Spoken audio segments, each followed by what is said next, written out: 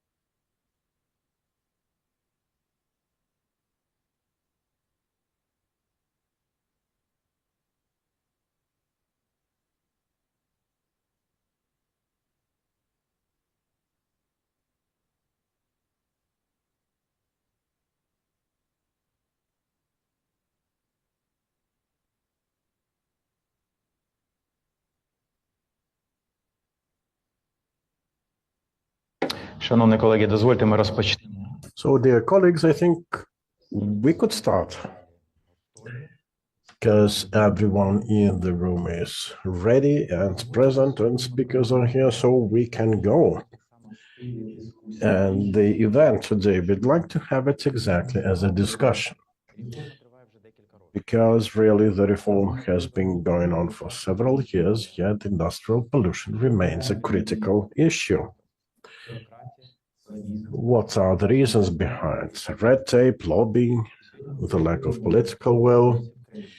Let us hear today from some top government officials, the initiators of the reform itself, to develop a better understanding of how to move forward. As to should we be developing the traditional approaches based on hard-to-work instruments, or we would rather have to go innovative with the proper regard of the lack of funds, to see that the companies are ultimately able to implement the reform. So let us start it. And I'd like to invite to the floor now Minister of Environment Protection and Natural Resources of Ukraine, Світлана Гринчук, to the floor. Олег Бондаренко.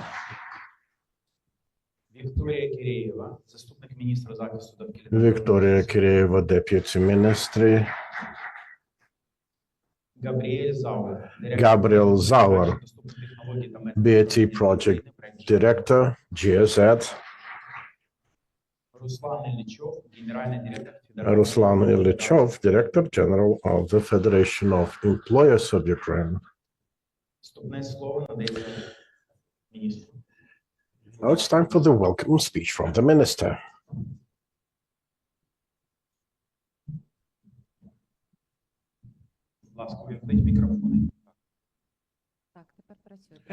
Yes, it's okay now. So good morning, everyone, dear colleagues.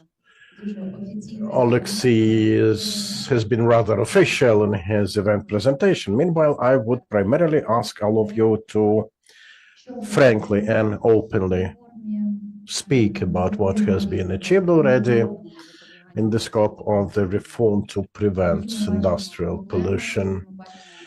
I'd like us to talk about barriers and issues at stake and what has to be done to see the reform go completely forward as a practical tool.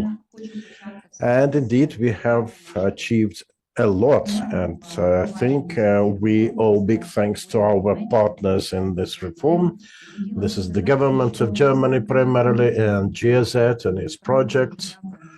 Yes, we have strong cooperation with multiple projects, and big thanks to our international partners. Yet, the project, the GSZ one, is the best example, probably, how our partners can and actually work together with us about designing and implementation necessary tools throughout the whole timeline. And really, we are enjoying the support from them, and this is of paramount importance for us these days.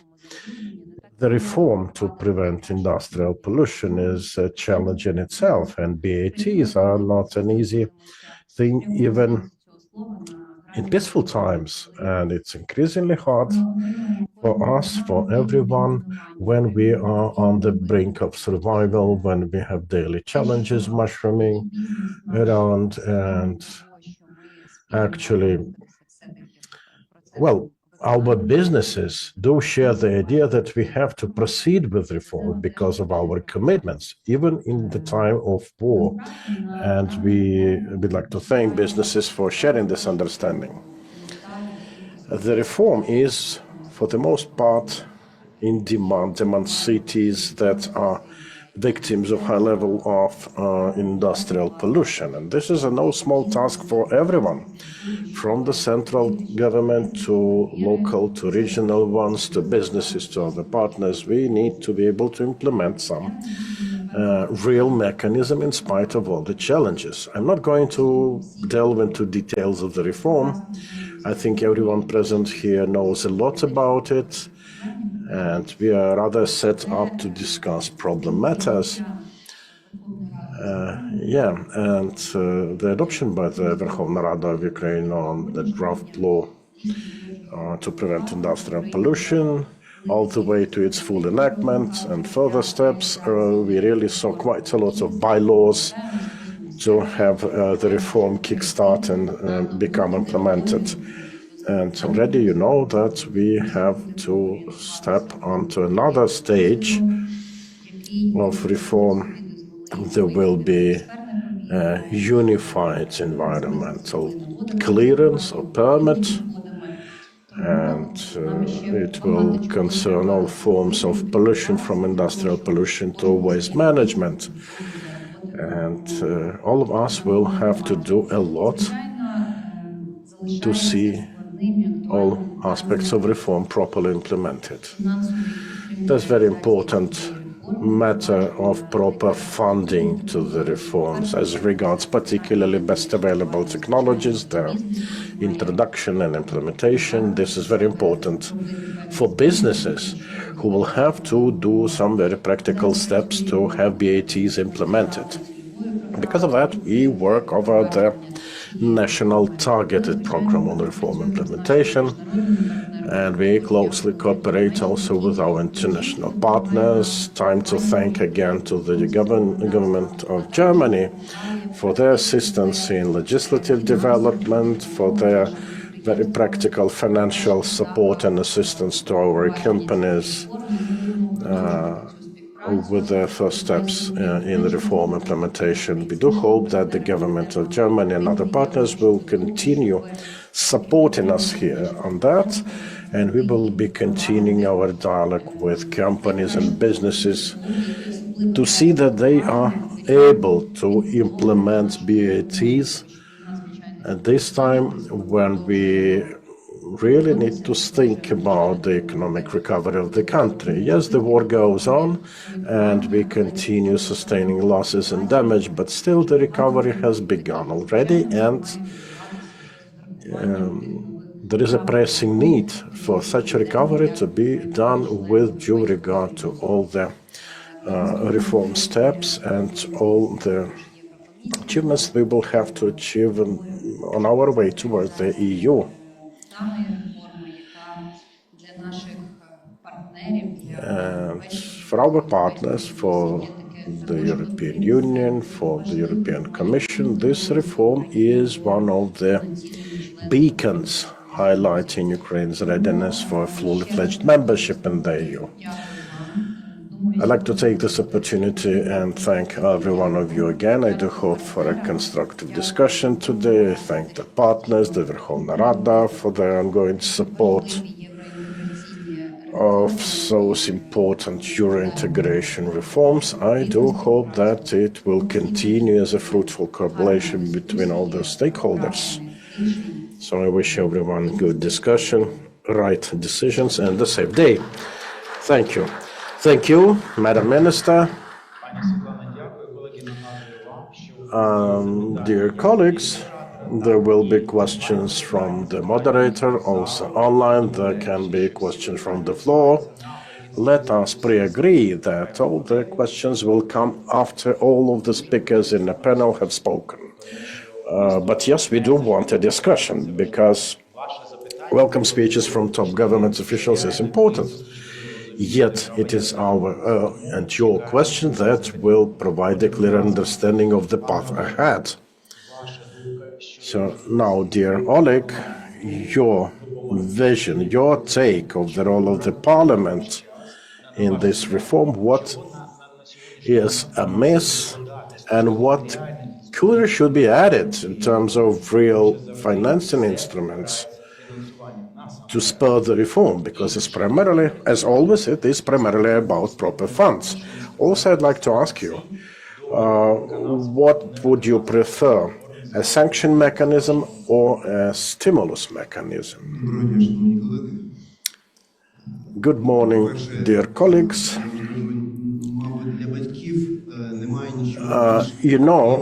For parents, probably the greater happiness is to see the child gradually grow and become, a fully fledged human being. Same can be said of the law. We mentioned already it was quite a challenging time from its birth to gradual developments. There were changes, lots of versions,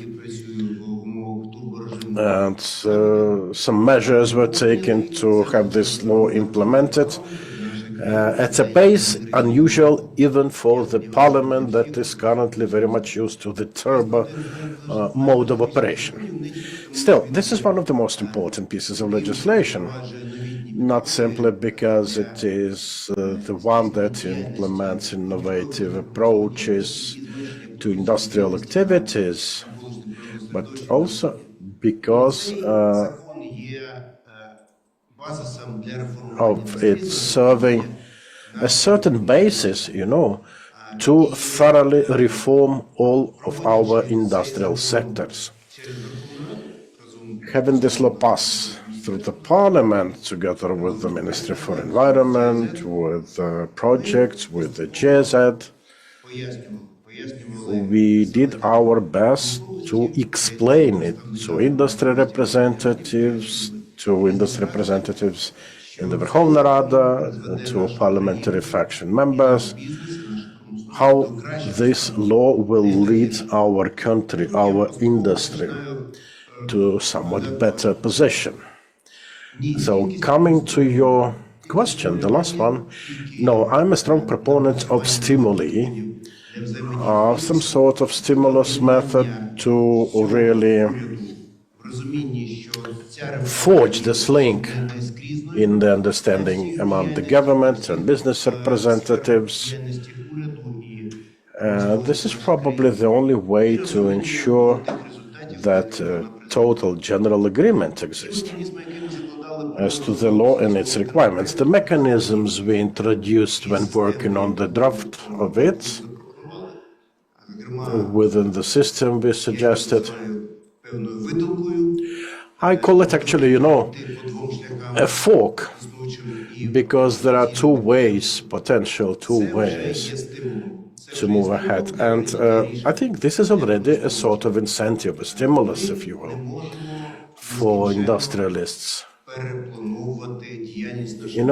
We cannot go replanning our country's operations time and time again for eternity. We need to ultimately make, a stop in the process and have a very clear-cut system that can be practically implemented. I'd like to ask and call upon the government, the third sector, the industrialists, to join efforts and actually lead our country to a better state,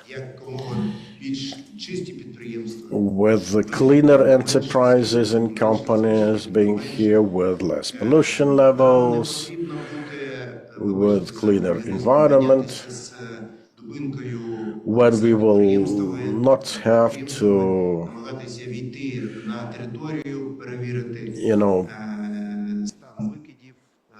rush companies with down rates in an attempt to see if they really pollute or not. It would be nice to see everything being done in a conscious way. That way, companies will be able to look for affordable loans, assisted by the government, by the EU, by the lenders. I think this is exactly the way forward that is supported by the European Union and, well, our Parliament as well.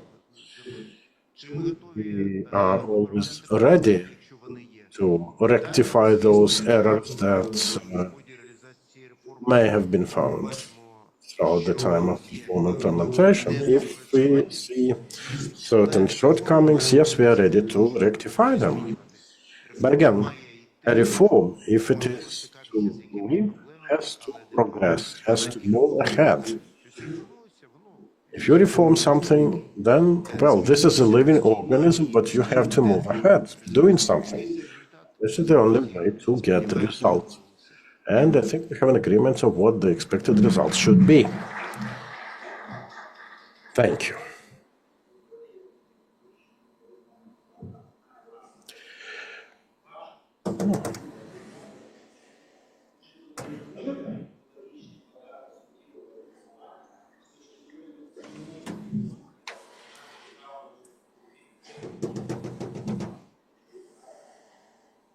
Нам чути, не знаю, як ви знаєте. Нам чутно. От дуже важливо, коли такі посадовці, як ви,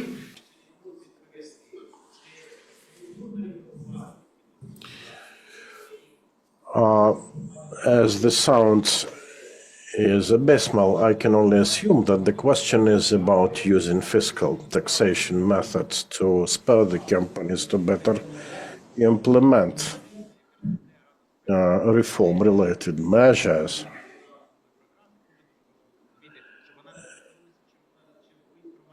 We need to see that the national targeted program remains some active instrument, a tool really which will not be an empty shell. Well, your question is rather interesting, but this is not the way I work and operate. So, Сказав і кажу про те, що ми маємо I can tell you that we have to introduce a reform of the funding system or the financial system of protecting the environment. And this system shall include not just reformation of the taxation system, that's for sure, but also reform of the system of distribution of this money, allocation of the money, then reform of the system of spending this money. We need to introduce a system which would actually comply with the reality we live in, and at the level of the law, we need to have the green taxonomy or maybe any other approach which shall be responsible for quality allocating of this money and for all these processes to actually meet the environment needs. Whether there is this urgent need to reform the enterprises themselves, for sure, but one of the needs, need, not the need, whether the taxes shall be automatically going to just certain enterprises. I don't think so. Maybe we will achieve that very stage when we can decrease the tax rates because the enterprises would decrease their emissions into the environment, which is why there won't be a need to have this very fiscal tool. But as of now, We are ready, for sure. And I strongly hope that the ministry is also ready for this frank dialogue. The dialogue shall be a very comprehensive one. This dialogue shall not be just about dealing with the issue whether we can give this money back to the enterprises in any form. No, we need to work on other issues, fair distribution and allocation of this money between the state budget and the budget of local communities. We need to understand in what way to spend this money, but actually this shall meet the needs of the state in general. No microphone used by the speaker. I'm sorry.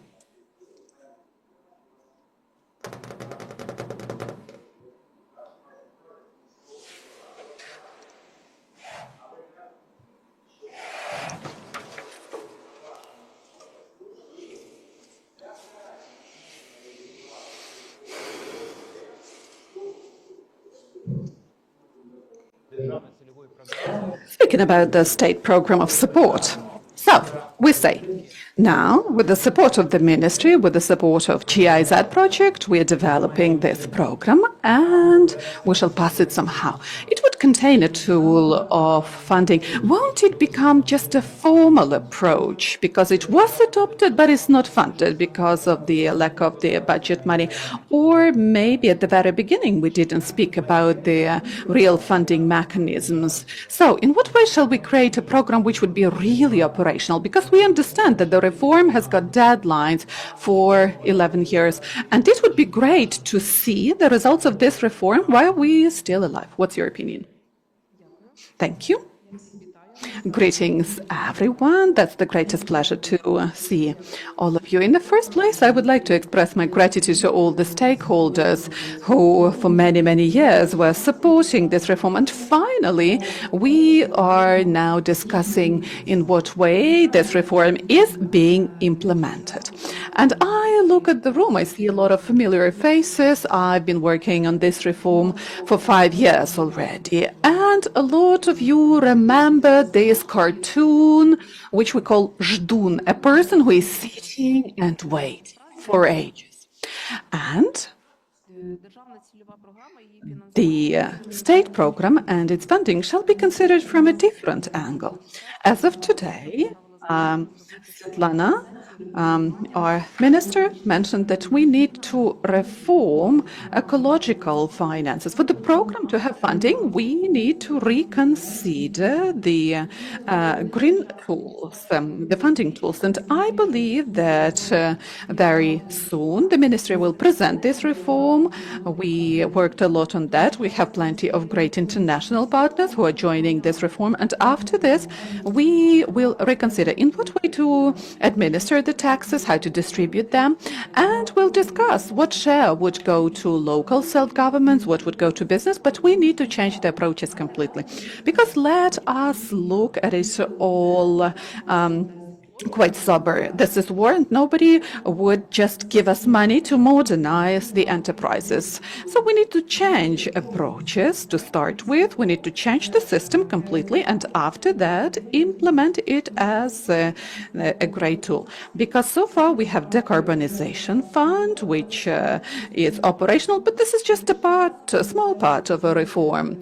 The ministry is about to present the reform essence, and we will discuss it in more details. And the ministries are looking forward for us to do that, and actually administering and distribution of tax money will be considered. We shall have a separate roundtable discussion on that to discuss it in more details.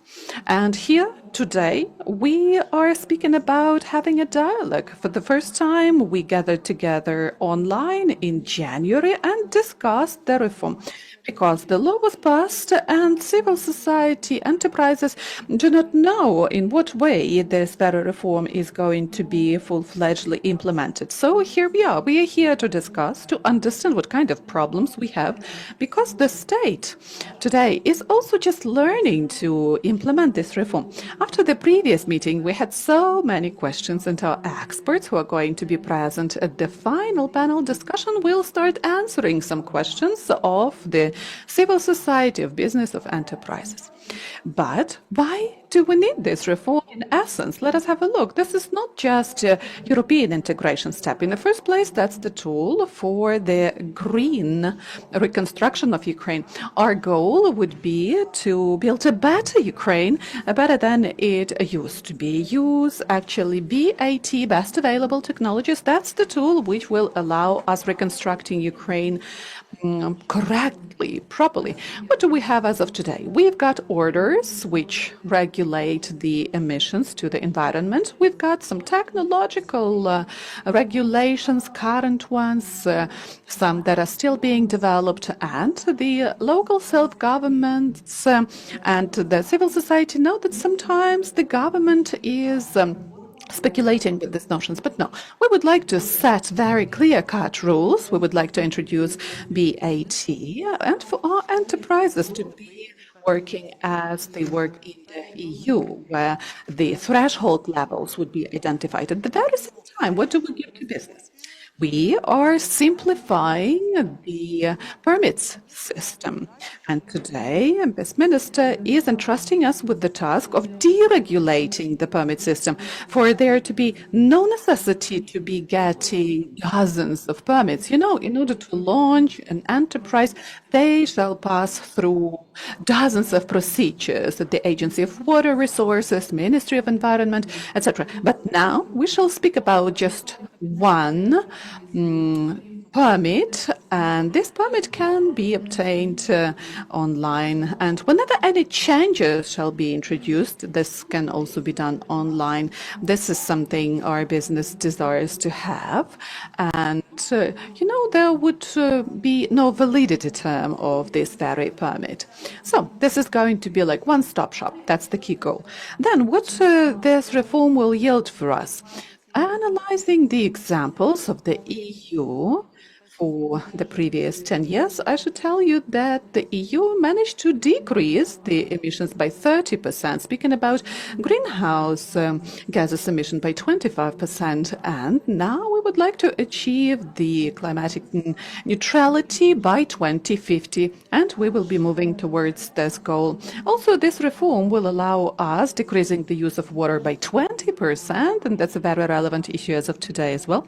And we know that globally they say that not the natural resources and minerals shall be conserved and preserved, but water.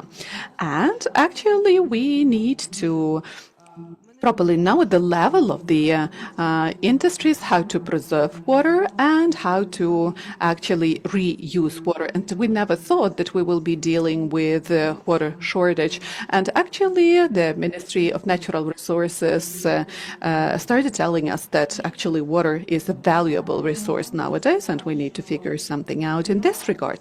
And to crown it all, I would like to mention that the state shall become a friend of every enterprise and an administrator of their activities. The state shall be there to help. So that's for the first time in the permit system when we are introducing consultations for the businesses before they get the permit. We are going to become a business nanny, and we have to be interested that the economy of our country develops, because this will influence the well-being of everyone in Ukraine. I don't want today the representatives of business to believe that we are enemies and we would like to trick you somehow and set the limitations for you. No, we would like to help you becoming green. In the future, in order to get investments, into your activities, you need to comply with certain standards, because the EU is not going to work with enterprises that are polluting the environment. And that's also of paramount importance for the community. So this very reform allows us actually opening up the environmental data, opening it up for the representatives of the local community, civil society, and everybody in Ukraine. And Oleg Volodymyrovich mentioned it today. We can have a look at the levels of pollution and emissions, and this also goes hand in hand with the monitoring of the environment step.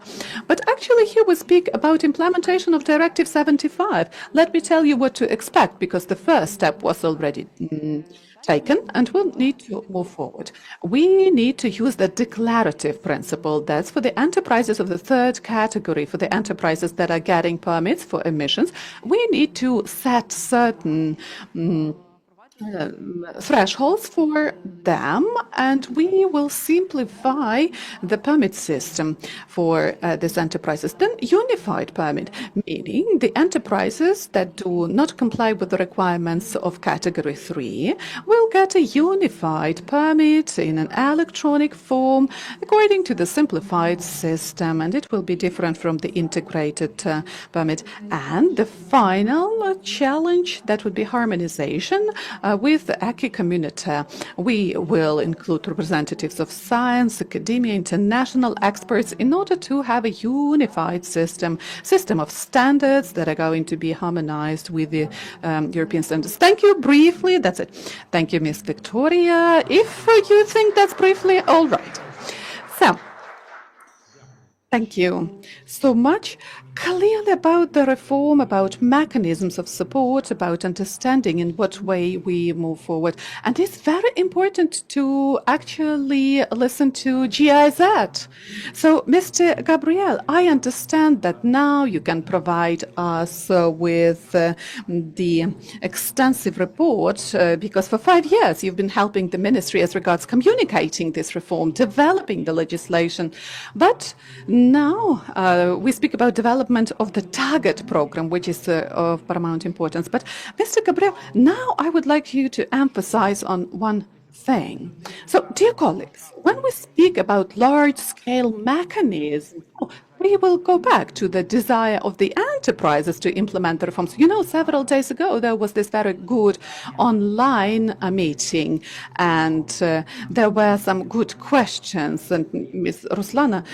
Ruslan will mention maybe it later on. Have you counted how much it would cost? But there was silence at this meeting. Later on, we will discuss why we had silence as an answer, but we can forecast why silence was the answer. Because any reform, apart from ecology, moral values, values of the EU, but also that's a financial burden.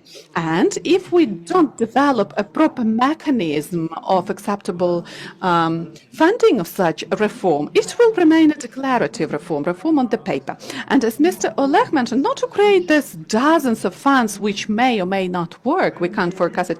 GIZ conducted pilots, and they've mentioned, well, let us have pilot enterprises and try out reimbursing part of the cost of this ecological, environmentally friendly projects, and whether the enterprises will be interested. What's the key drawback of the environment-friendly projects? They don't have the return on investments, and actually all the eco-friendly projects are so overcomplicated from the viewpoint of implementation because they don't yield a lot of money. They are about other arguments and other values. Mr. Gabriel, could you mention, can we actually take your pilots and scale them up? Scale up this idea through the state-targeted program. And what would be the sources of grant reimbursement could be used by Ukraine with your account of European experience? Thank you. Yeah, thank you very much for this question. I know that there will be also a session right after this panel where my colleague Andriy Hunko will be going more into depth where we stand with this output 4 in our project, where we really try to find out with the pilot financing where there is maybe shortcomings, where there's hurdles in the financing of this modernization in the businesses. And to be honest, we are still in the middle of implementation. We will continue the whole project, but also the pilot projects that we started. They're all ongoing. So I'm also very interested in listening to the presentations of the affected industries later and the enterprises that we work with to see what their take is and maybe the first, let's say, intermediary results that they will present to us. I can just say that We will do everything possible to collect as much data, not only data that is, numbers and facts and figures, but also data that is, in between the lines when we talk to businesses that go through this, let's say, early mover stage of modernization of their installations. And we want to really wrap the important feedbacks up and make them available also for our partner ministry and the Ukrainian government to really forge a let's say, supporting system that really meets the needs of the affected enterprises in order to really avoid hardships. Not very concretely answering your question, we're in the middle of the process. We expect really more tangible results towards the end of the year, because then we have the first projects also completed. And we happily engage also, again, maybe in another roundtable, to really see also what that in the end brought to us. And as I said, like also expected Andriy Hunko and the enterprises who will present later will also give us some insights, some first insights into where we stand with that. Yeah. Apart from that, I would really like to emphasize and also give back the let's say, the thanks that Madam Minister put out in our direction, really, and just say that it was incredible, intense 5 years working together on this reform. And I think any international assistant project, any international assistance, technical assistance can only be as good as the political backing that you receive for that. And really want to thank over the ups and downs that we experienced, really to be so committed to this reform. And also want to underline, it has been said many times, that this is not only environmental reform. It is, of course, also bettering the quality of soil, air, water, and so on. But it also definitely is a lighthouse, a flagship reform for the European Union accession process. And yeah, I think also levels the playing field for businesses. You could also see it as a booster for investments, a booster for modernization of Ukrainian businesses that are covered by the IED. And that's why I think, yeah, it is an important reform. And yeah, what I, on a personal note, want to also highlight is that I'm very happy to be here personally today again after 5 years. 5 years ago, I know that some of the people in the room present have been with us already then.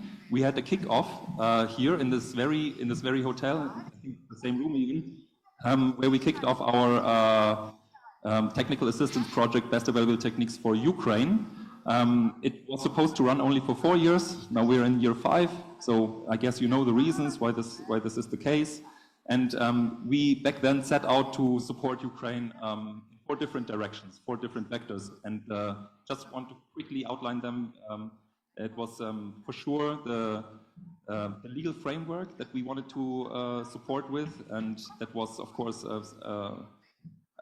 an output that was more complicated than initially foreseen and took a lot longer, as you know. So just last year when the law finally was adopted.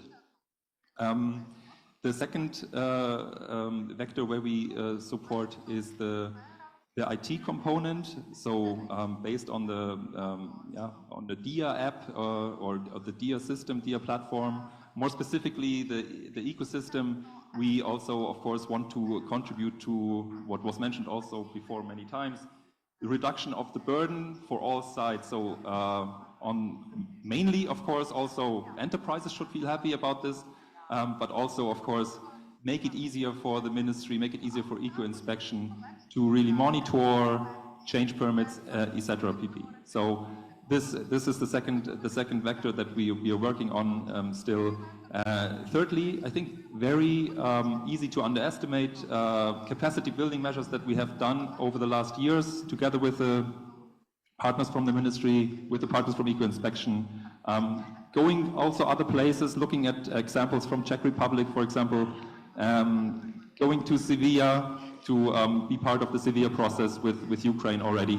All these things, I think they're They don't produce numbers right away, but really I think they change perspectives and also give good examples of how things could be, should be, and probably will be. And last but not least, of course, we had pilot projects that we support.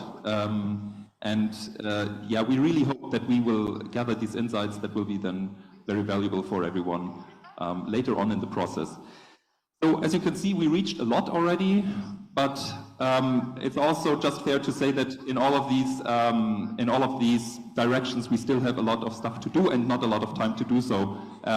So we plan to finish our project in 2026. So next year, we will finalize this project, and our technical assistance under this project will come to an end. At the same time, this is a challenge in itself, but at the same time, I also see that we come from one phase to the next. So I guess this phase now will be finished, I think, yeah, in this year 25, we will have a running system, hopefully smoothly running system, and everyone can work with this. All sites can work with this integrated permit system, and that means also that we then face new challenges. And I think one of the most important topics I want to really also bring on the table again is the institutional readiness for this reform, and also within the partner ministry. This is something, you know, the system is there, everything runs, but then you have to maintain it, you have to allocate resources, budgetary resources. We also have to look that you have staff available who can really fill out these positions and keep them, also train them continuously, maintain the system, the IT system. All these things require a lot of resources, and I think this is really key to make sure that they are available if they are needed. And just to throw out a number, an example, when we also went to Czech Republic for many study tours that we made there, it was very obvious that the amount of people working on the IED there is just overwhelming. You know, Czech Republic probably is a quarter of the size of Ukraine. And if I remember correctly, it was back then around 100 people working just on the IED implementation in Czech Republic. And you can just imagine what kind of number that would be if you just extrapolated for Ukraine. So really, I think this is something we have to be very aware in the, let's say, aftermath of this reform. And of course, it was what was mentioned really many times already, of course, the financing question and how to avoid hardships.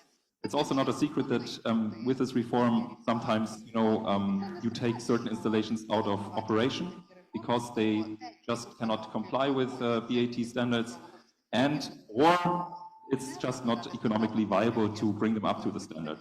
So this is a thing that really needs to be prepared for. I think we know this is coming, and we can prepare for it, and I think we should prepare for it. Mostly also on a communication level, maybe, so that there's no communication backlash from the public because of that. So, Пане Габріелю, я перепрошую. Mr. Gabriel, I beg your pardon. Ms. Minister has got some business to attend to. Let us express a gratitude to Ms. Svetlana. Well, if I may, Mr. Gabriel, thank you so much for your support, for your assistance. Mr. Gabriel mentioned correctly that minimum 100 people in Czech Republic would be needed for the implementation of the reforms on IED. And yeah, we actually understand that our institutional capacity is not that powerful, not that huge, and actually it's a bit difficult to implement all these initiatives. Thank you, dear partners, for all your support and understanding. But also, I would like to express my gratitude to the representatives of our ministry. We don't have 100 people. We have few.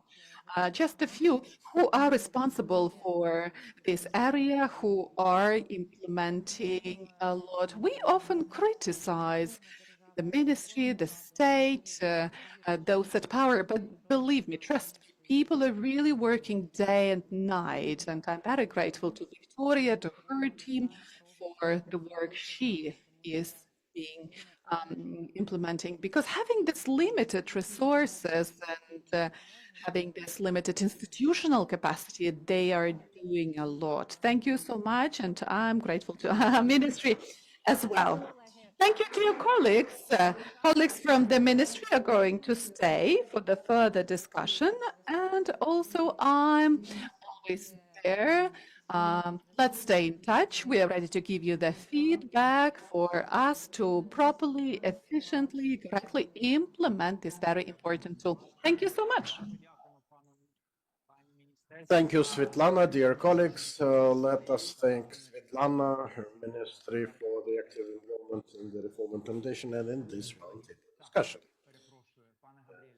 Dear colleagues, sorry, dear Gabriel, we are ready to continue. So, Svetlana, for this input. I think maybe to avoid being misunderstood here, I think this is also bears a chance. You know, I'm not saying like you have to have then 400 people working on it because you're 4 times as big. It can be also a very unique selling point that you say, okay, we do the same work with less people and do it even better, which I think it could be also a very, very perfectly valid argument to keep it small. And in that regard, I hope I was not misunderstood in any way. Yeah.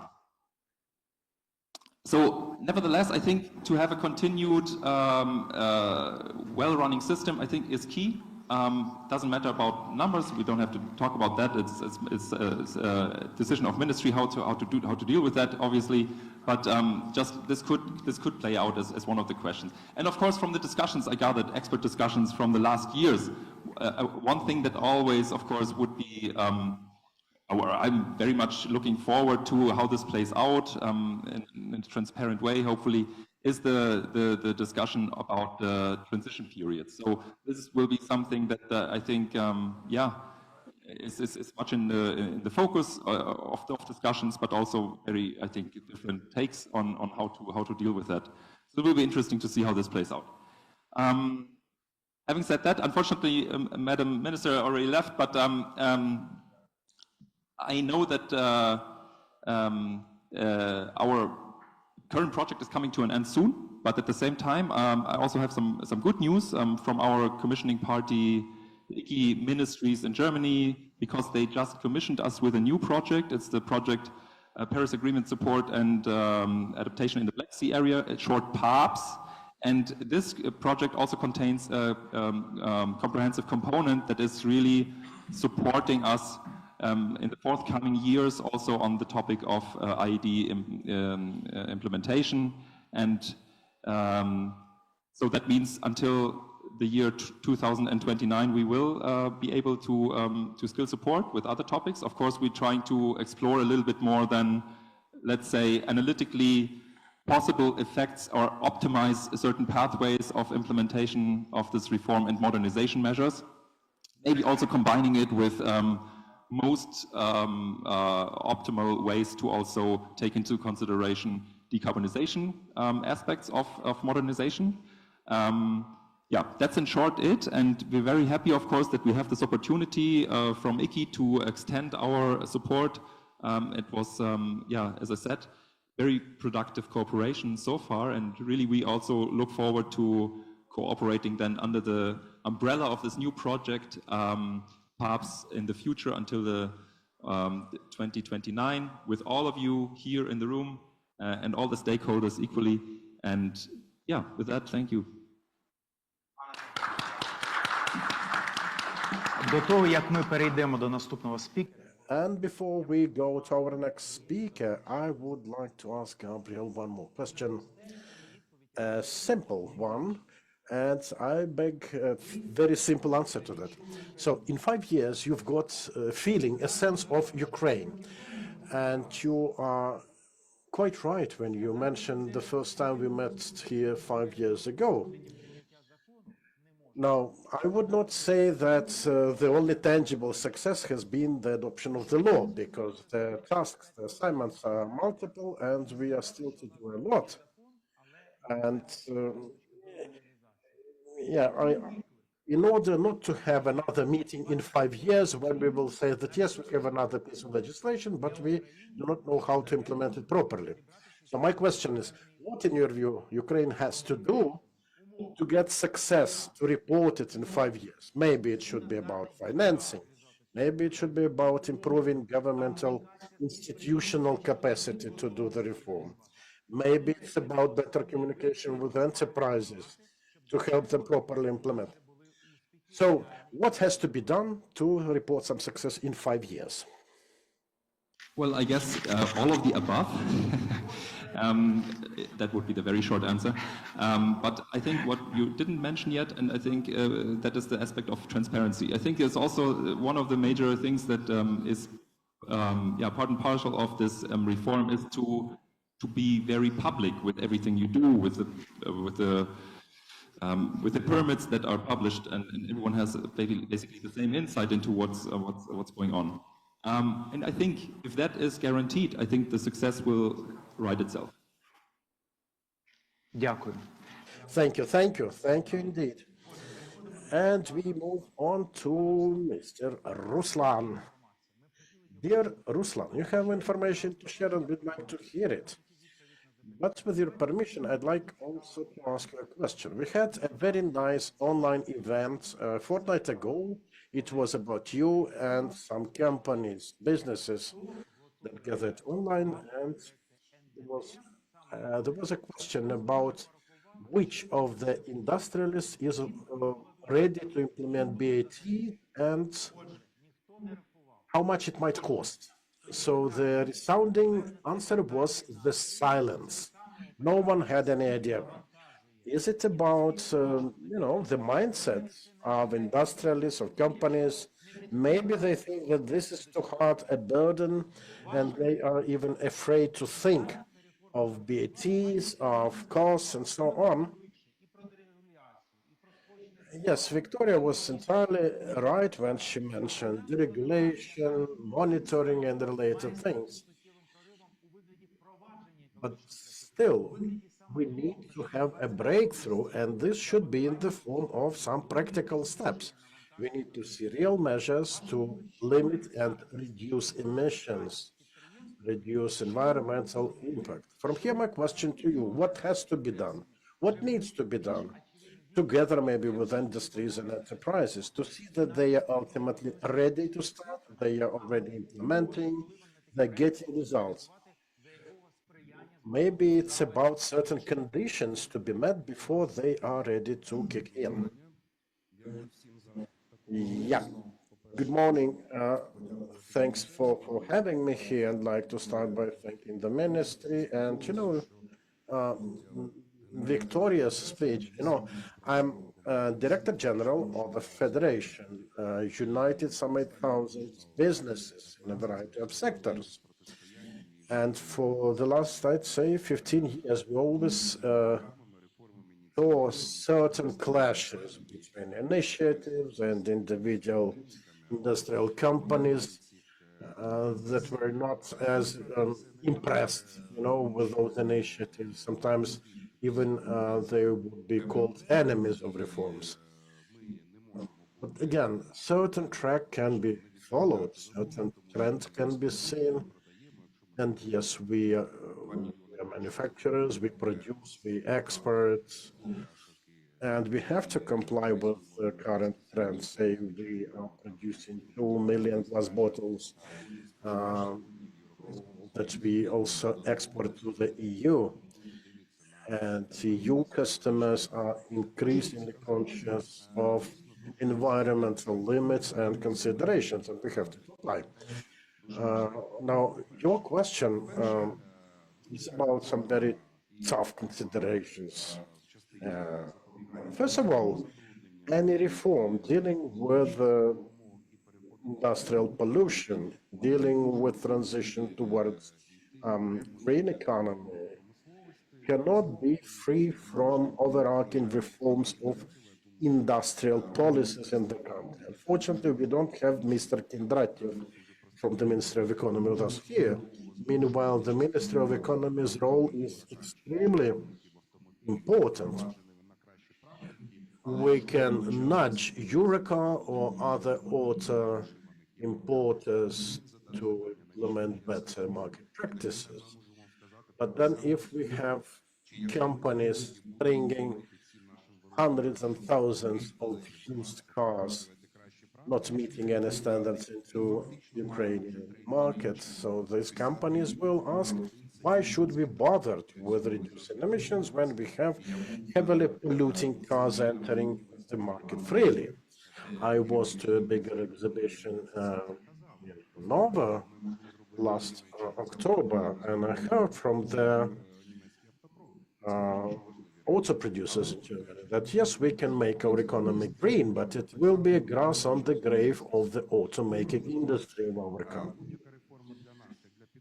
So to say that any reform for us industrialists is ultimately about funds needed to do that modernization. Yes, we are modernizing it even these days because it's about our competitiveness as to whether we understand what kind of equipment we will need tomorrow. Yes, we do understand. And we do also understand the cost of it. Another question as to whether the company is entirely clear about what has to be done, because it's not about simply buying a piece of equipment. It's also about a comprehensive approach. Yes, not every company has entire clarity of it. Bigger companies may be small, medium-sized companies are often not in the know. From here, they need to better improve communication with ministries, with other institutions, and we greatly appreciate the assistance that the GZ has been providing us with regarding it. And yeah, it's maybe about having a survey among companies to have an overall joint understanding of the timing, schedules, financial needs. And yes, dear Gabriel, the programs and projects like you had with the Mirov are extremely important. But still, coming back to the main consideration, funds, money, where these should come from, and how to look for them, how to use them, it's about a great deal of money indeed. And some previous estimates say it's really high figures, high numbers in this. Add here the martial law and the wartime with all the challenges involved. So for all types of industries, the key challenge is always about money, about funds. There should be several ways in which we could join our efforts. We do understand the government won't be able to pay it for everyone.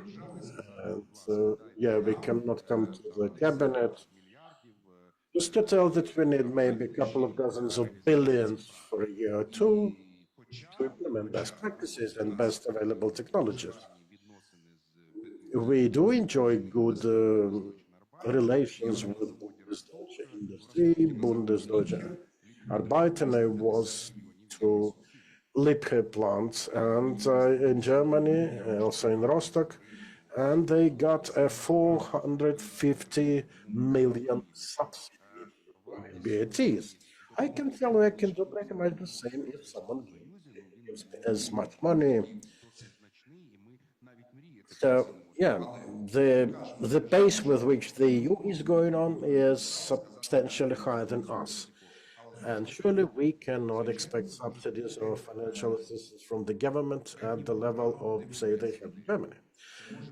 But maybe some other programs could work towards it, maybe like 579 loan facility programs, something like that, or maybe some, part of taxes payable by companies should be somehow earmarked for that type of activity to make specific steps to reduce industrial pollution, to implement BATs, and so on. Again, please do not think that businesses are against or they turn a blind eye we so something we do understand, and we do understand as well that the sooner we make it, the better our competitiveness will be. Our market is small. Unfortunately, we lost a lot of territories. They are now under temporary occupation, and we have a sizable workforce trying to find ways to live elsewhere, not in Ukraine. But again, ultimately, it's about money and time. And to reach this assessment and this understanding, you need to have some sort of analysis, survey. Say, in my federation, we have more than 200 companies producing metal parts and components for EU member states. They definitely know what they need and how to calculate costs. I think with such audit efforts, with expert involvement to see real costs behind measures, we will be able to tell when this will come. Also, if we are able to introduce already today some practical assistance, some maybe grants, I still, by the way, calls do everything to make more weapons. We have, about 127 enterprises, potentially weapon producers, but they are not completely compliant. There were calls for everyone to produce. And yes, these companies responded and they have some weapon production facilities, but it is not environmentally clean, and we cannot affect them at the moment because they're working for the front. Okay, thank you. Am I right to understand that industries will probably implement these steps only if they have proper understanding of the needs of such measures, also internationally for international markets? And secondly, the industries will need an understanding of economic factors of it. Well, at the very least, as a bare minimum, yes, a bigger percentage of industrial companies will need such type of information, so they will need expert support, I would say. Yeah, and the third factor would be audit. Yes, audit. And this is important, Mr. Sorochinsky mentioned how it went with Nemirov, and these are good practice examples, and these need to be rolled out. Okay, thank you. Dear colleagues, we are going to have a very lively discussions during the second and third panels.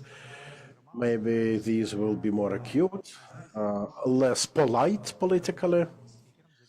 So let's hope for it. And I'd like to thank this panel for their very frank answers.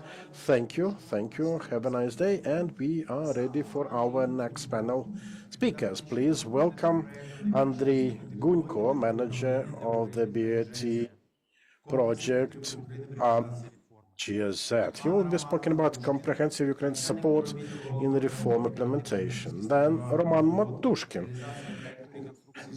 head of the Bureau of the Chief Energy Manager at Kremenchuk Zavod Steelworks. We will be hearing from Andrei Turevich, Project Management Director at Nemirov. We will be having Anatoly Grisuk, Director General of Radiviliv Milk Company, Vitaly Rokhin, Financial Director from Zhytomyr Cardboard Works, and a representative of Ugrgazbank, Alexei Savin. Let us start with Andriy. He has been working on BAT reforms for 5 years together with Gabriel. I'd like to thank Gabriel for sharing a lot of information, also his personal information. And we still on the question of pilots and how to promote them. he correctly stated that there will be more discussions on that later on. So I do understand that, Andriy, you have something to report. You are a seasoned official, and if you ask any question to an official, you will hear one's story of the entire life with everything. So I suggest, Andriy, that rather than talking the totality of it, you just focus on the nature and the essence of the question. To tell us more about successful experience of grant-based support, who addressed you and went successful, who had problems. Ultimately, the question is how to scale up and promote your successful pilots to spread the good news across the country. А потім відповідь національного інструменту на базі успішних пілотів.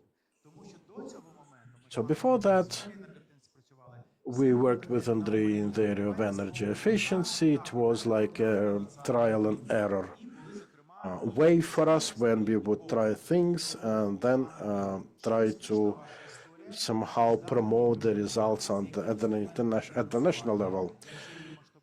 So, question to you: how to scale up and what should be done, and your 5 years of experience of working on the matter with the ministry.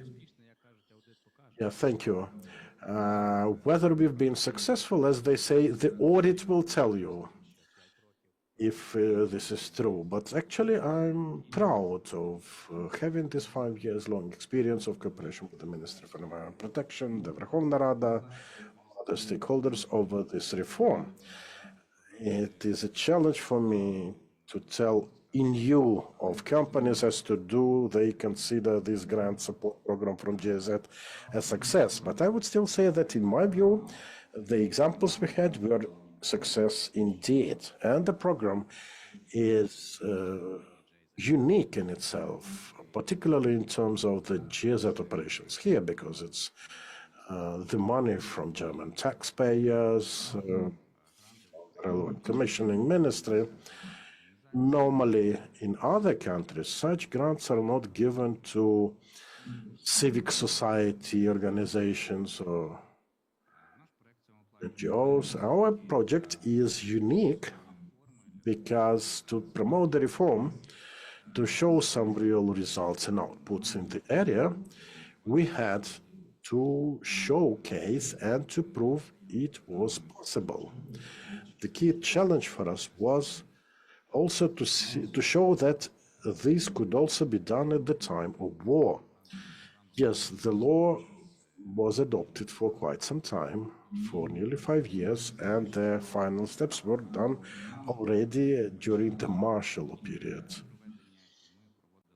The grant support program had several stages. We had more than 2 years to adopt applications for grants, and we got about 40 of them from different businesses, mostly the biggest companies in Ukraine, well, falling within the meaning of Directive 75. Our projects, participants, our partners, our grantees will have the chance to describe their experience today. Yes, it went differently. There were companies that were quite serious about that, with very quality applications prepared, and from our communications, we had this understanding that they were professionals. Others would not have any experience with attracting international funds. Unfortunately, not every company had an investment plan, and sometimes we saw that the projects were just jotted down on a piece of paper just for this moment's need. And we ended up with some 12 enterprises, 4 of which will have already obtained or will obtain grants. Why only 4 out of 12? Because there is a limit. We had just €4 million to cover it, and some of the companies had to drop the applications because of the seasonality of the produce, and obviously it was probably not relevant for them, say, in the given time slot. So I assume that the panel here features those success stories, those who have successfully applied and received grants. Yes.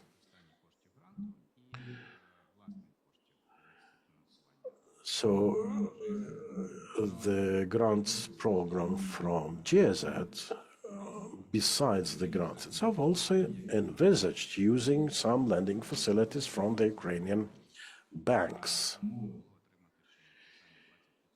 So there was a condition of following the 20% amount of on the cost of the project. So the companies in Ukraine would have to seek 20% more coverage from Ukrainian banks. And it would serve as a certain indicator of how healthy is the business environment in Ukraine. Yes. So the grant would cover 20% of the initial project. Yeah, quite an interesting fact. Виявляється, що якщо надати грант So some initially would say that there are no money for that, but as soon as you allow them a 20% grant to start working on BAT, somehow the money are found. And it's rather a question of how to properly spend the money with proper regard to коли ви надаєте в даному EBITDA and internal rates of return considerations. So as soon as you kickstart them into that, they start working with investment committees, and they already are more active in searching for money, and they are able to do it. Yes. Some of the companies they also provided us with feasibility studies per years to show how the investments will be returned. And yes, it's a challenge to have money repaid, particularly in this area with the Ukrainian system. And surely the receiving of grants was a stimulating factor for them, offering better financial prospects, and still more, and it will be clear from further discussion, still more companies think that in the time of war, the whole idea and activity is probably not worth the effort. В результаті військової Also, some of companies we initially had plans to work with were heavily damaged, like that Repila power plant. We wanted to cooperate with them to provide sulfurous gas cleaning, scrubbing equipment, but unfortunately we didn't make it before the shelling they received. And on the other hand, it would have been destroyed anyway because of that. Okay, thank you. So we have grants available from GIZ. 20% of the total cost of environmental project. To say that even in spite of lower IRRs for such projects compared with some others, it may still be possible to implement them. And obviously we have some success stories. So, dear colleagues, we are going to hear more from Mr. Bogdan from the Ministry for Environment Protection in the next panel, and we will hear from him as to the type of tools he finds useful. But still the question to Bogdan is about how to scale up these success stories. And maybe it's a question I should first ask you, Andrei. What is your idea of how to promote these projects? It's about certain sources of finances. It's not about political will in the country. It's rather about actual financial opportunities. And so my question is, what, in your view, is better, a preferential credit, loan facility, or grant-based support? Before we go to 579 system, let, let us be reminded that these are actually subsidies, billions worth of subsidies from the government. And yes, it can be successful, but it does cost the budget a lot. So what's still better, to provide subsidized loans on an annual basis, or to have a one-time repayment with hopes it won't need as much loans, and maybe with some co-financing, companies will be better able to invest in BATs. So again, in a nutshell, preferential loans or grants, which is better? Yeah, thank you, Alexei. You are well known for your high quality questions. My answer would be as follows. The source of financing modernization of Ukrainian enterprises can be different. My colleagues already mentioned it, and the Director General of the Federation of Employees particularly cited that some countries enjoy all types of support of such investments, even internationally. If you look at the EU, we will see that environmental modernization measures may only be made, if a company is ambitious about heavily reducing their emission levels and so on. And there are relevant directives that have been harmonized at the national level in relevant member states. They contain all the requirements regarding pollution limits, emission limits, and so on. Meanwhile, if you look into Ukraine, our emission limits values are sometimes lower than that of the EU, and that gives us some leeway. Our regulation is not as stringent as that EU, and probably any governmental project, if developed, will have certain life cycle to exist until the new harmonized environmental standards are completely introduced, until BAT requirements are in place. Now,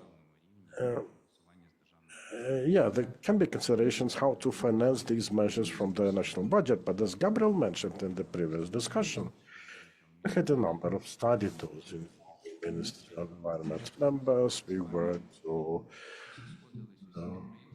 Czech Republic, to Germany, to Spain, elsewhere, and everyone tell us there that it's about one's personal responsibility. If you want to invest in that, do your homework and look for international organizations willing to support you. They would never have anything like your risk being closed if not, because it was company's responsibility and they were conscious about it. Ms. Andrei, I'm sorry. I expected one sentence in response. I know, whenever I'm asking a question, I cannot expect actually one sentence answer from the candidate of sciences. But let us get concentrated on specifically your opinion as regards sustainable source.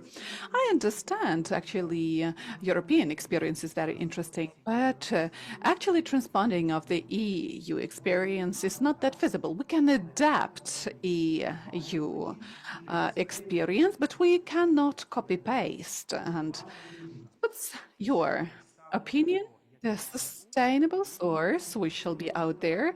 And second of all, subsidized loans or reimbursing the money invested. Well, it's difficult to give an one sentence answer to several sentences question.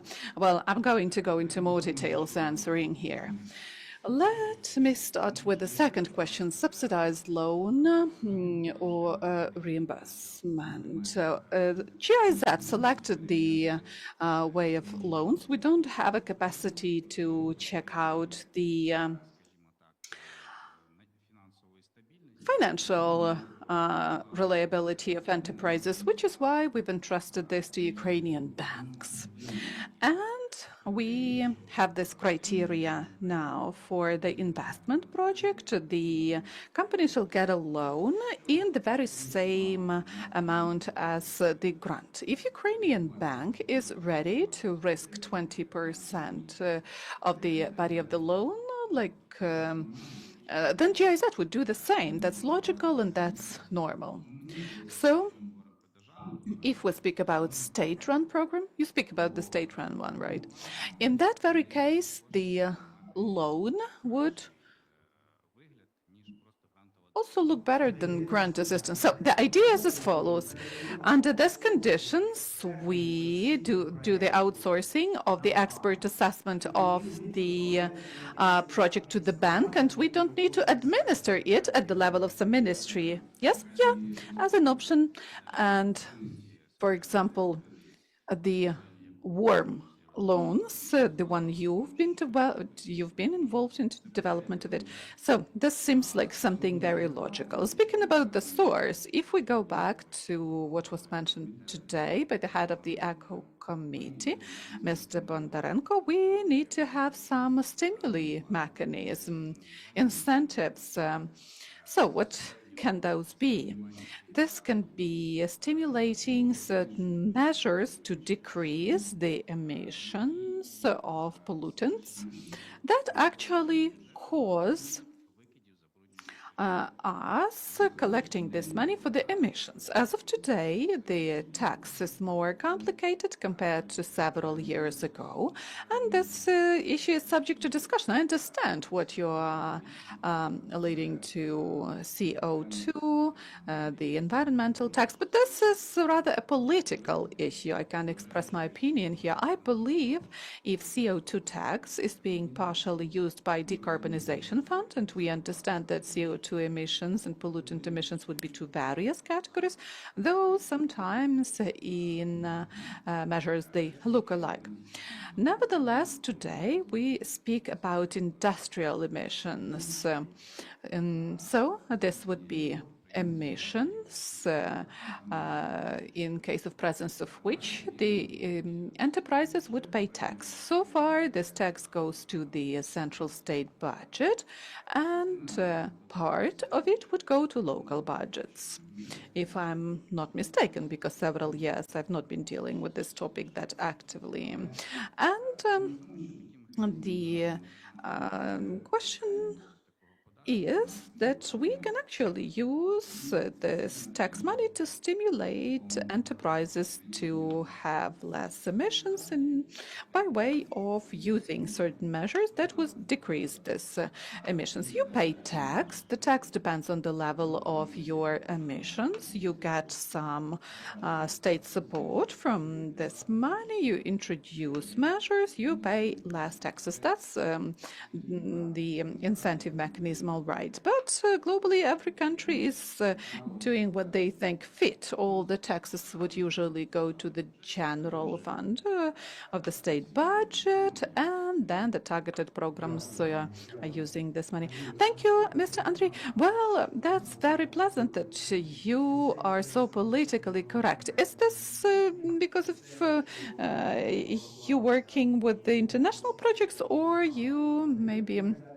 plan to join the next constituency in Verkhovna Rada? Dear colleagues, the discussion shall always be frank, but whenever you are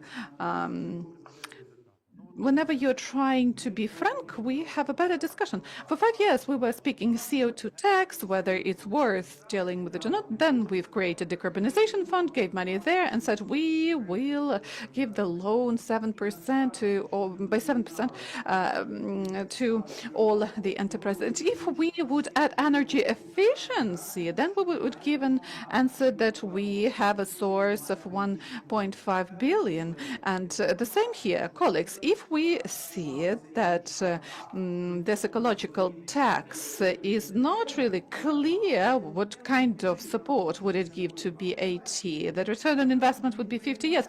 So maybe we are not giving an answer what to do. We are just reporting the situation as is, that nobody will be doing anything. Sorry for me being that frank, because I'm not part of the political party or any other organization. Right, yeah, we have an opportunity to use CO2 tax, ecological tax. We could merge them, or we could do everything possible to have a sustainable source of co-financing. Just say yes or no.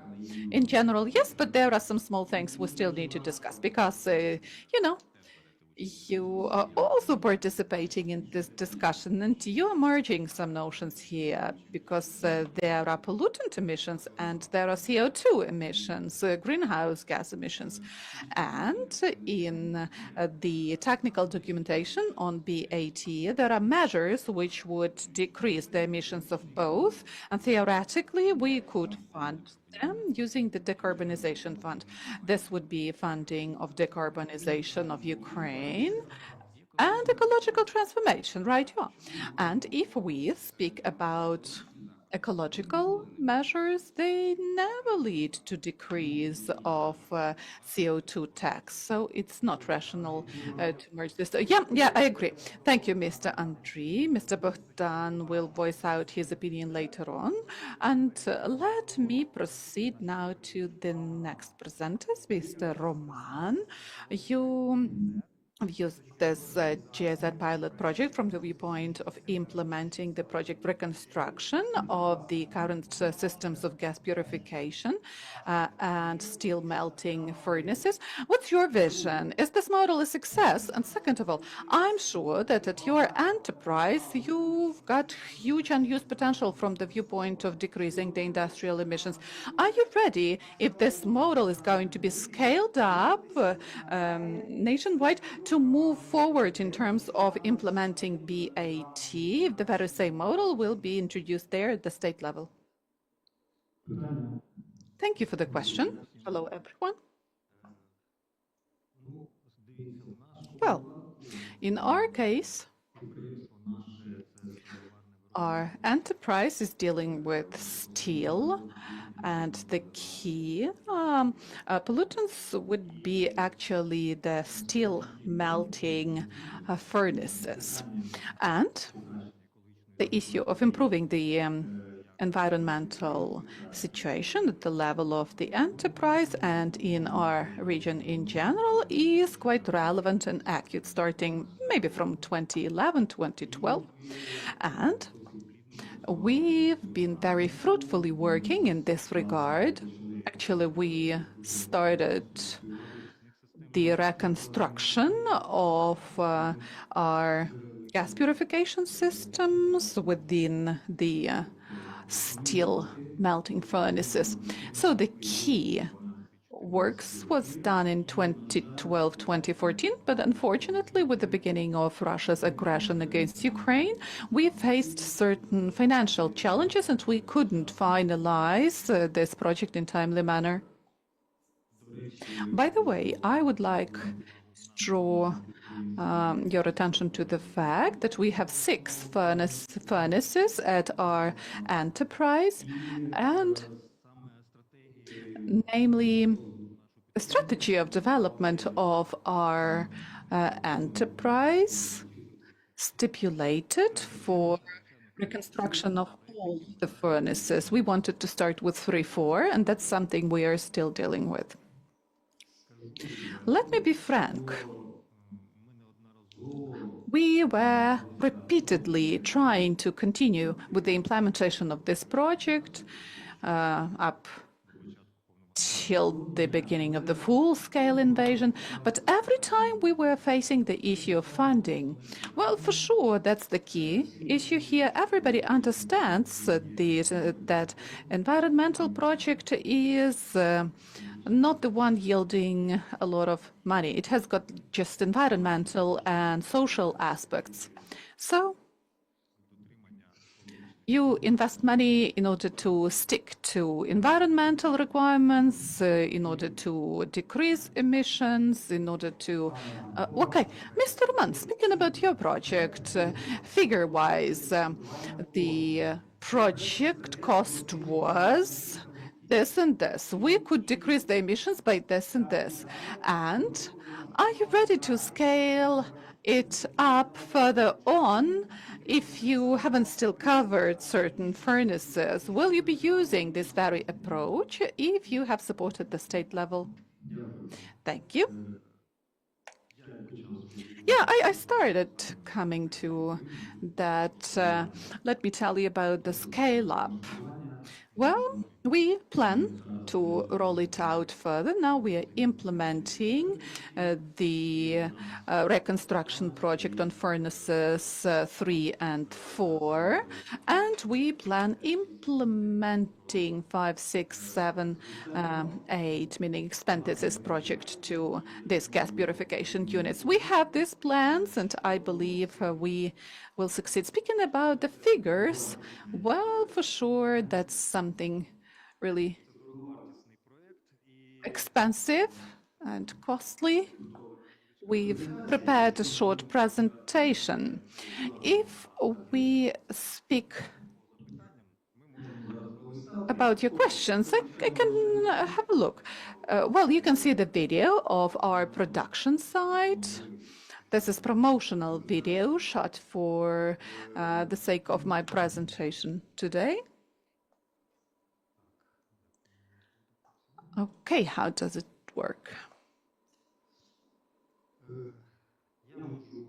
So, I can address these issues, especially as regards the cost.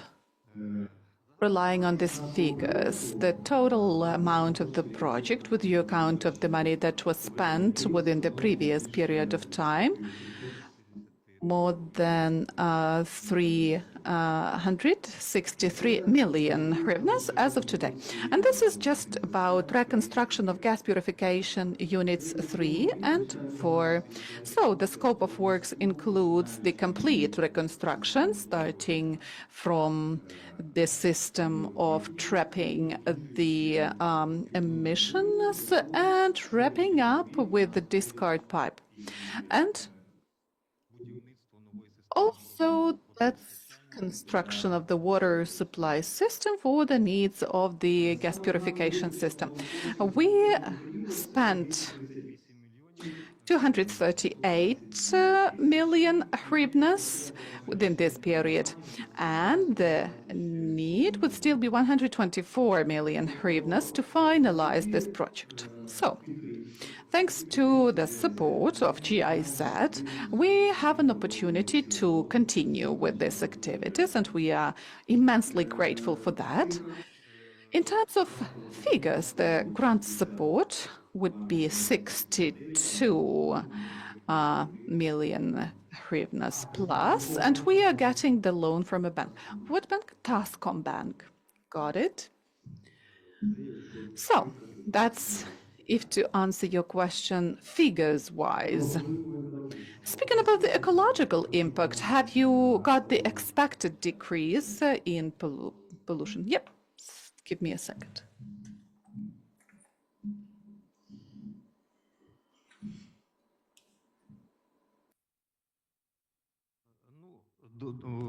So, the key pollutants in this very case we have would be dust. When the melting of the steel is happening, a lot of dust, I should tell you. This would be the solid particles, and also this would be the carbon dioxide. Speaking about decrease of these dust emissions, after the reconstruction, we would decrease the emissions by 337 tons per year in terms of dust. That's a lot.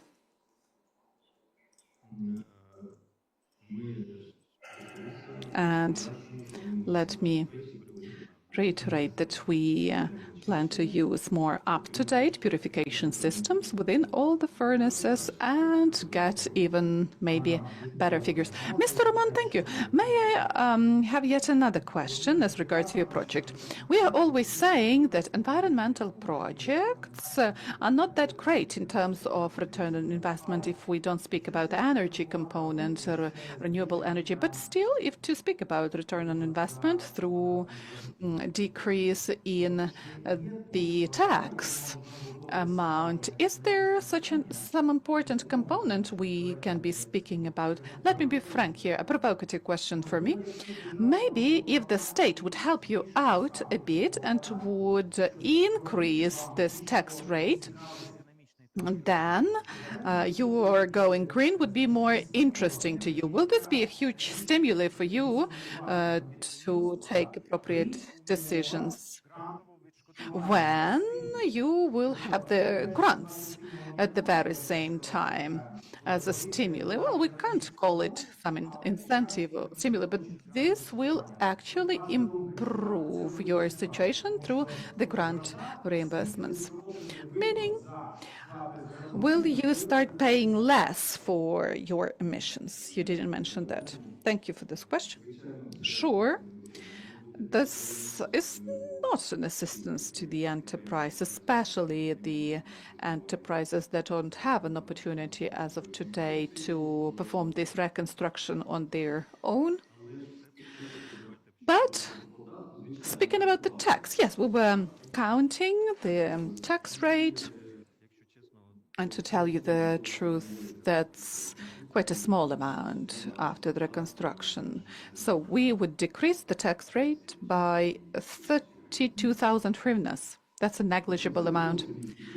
And this is not the amount of money we, at least as of today, shall take into account when taking a decision as regards reconstructing this kind of systems. Thank you, Mr. Roman. Thank you for this frank answer. Let me remind you once again, we were speaking about the reconstruction of gas purification of the steel furnaces in Kremenchuk steel factory.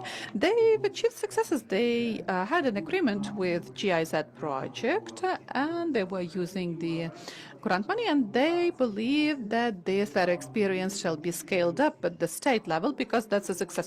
But the second answer from Mr. Roman was also very interesting. The figures that can be taken into account whenever we are calculating the decrease of the tax rate, these figures are negligible. What does it tell us? That the state needs to change something in this rate and in this figure. Okay, we will listen to other. No, Mr. Roman, that's okay.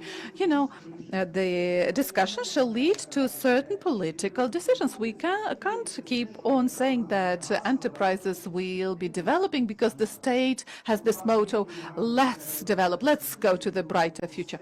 Well, actually, Mr. Andriy remembers that that citizens started heat insulating their homes when the gas prices soared 10 times. Only after the prices soared, we got a desire to look for some solutions. So the state started helping and reimbursing from 20 to 50% of the cost of this project. This is, again, a win-win situation.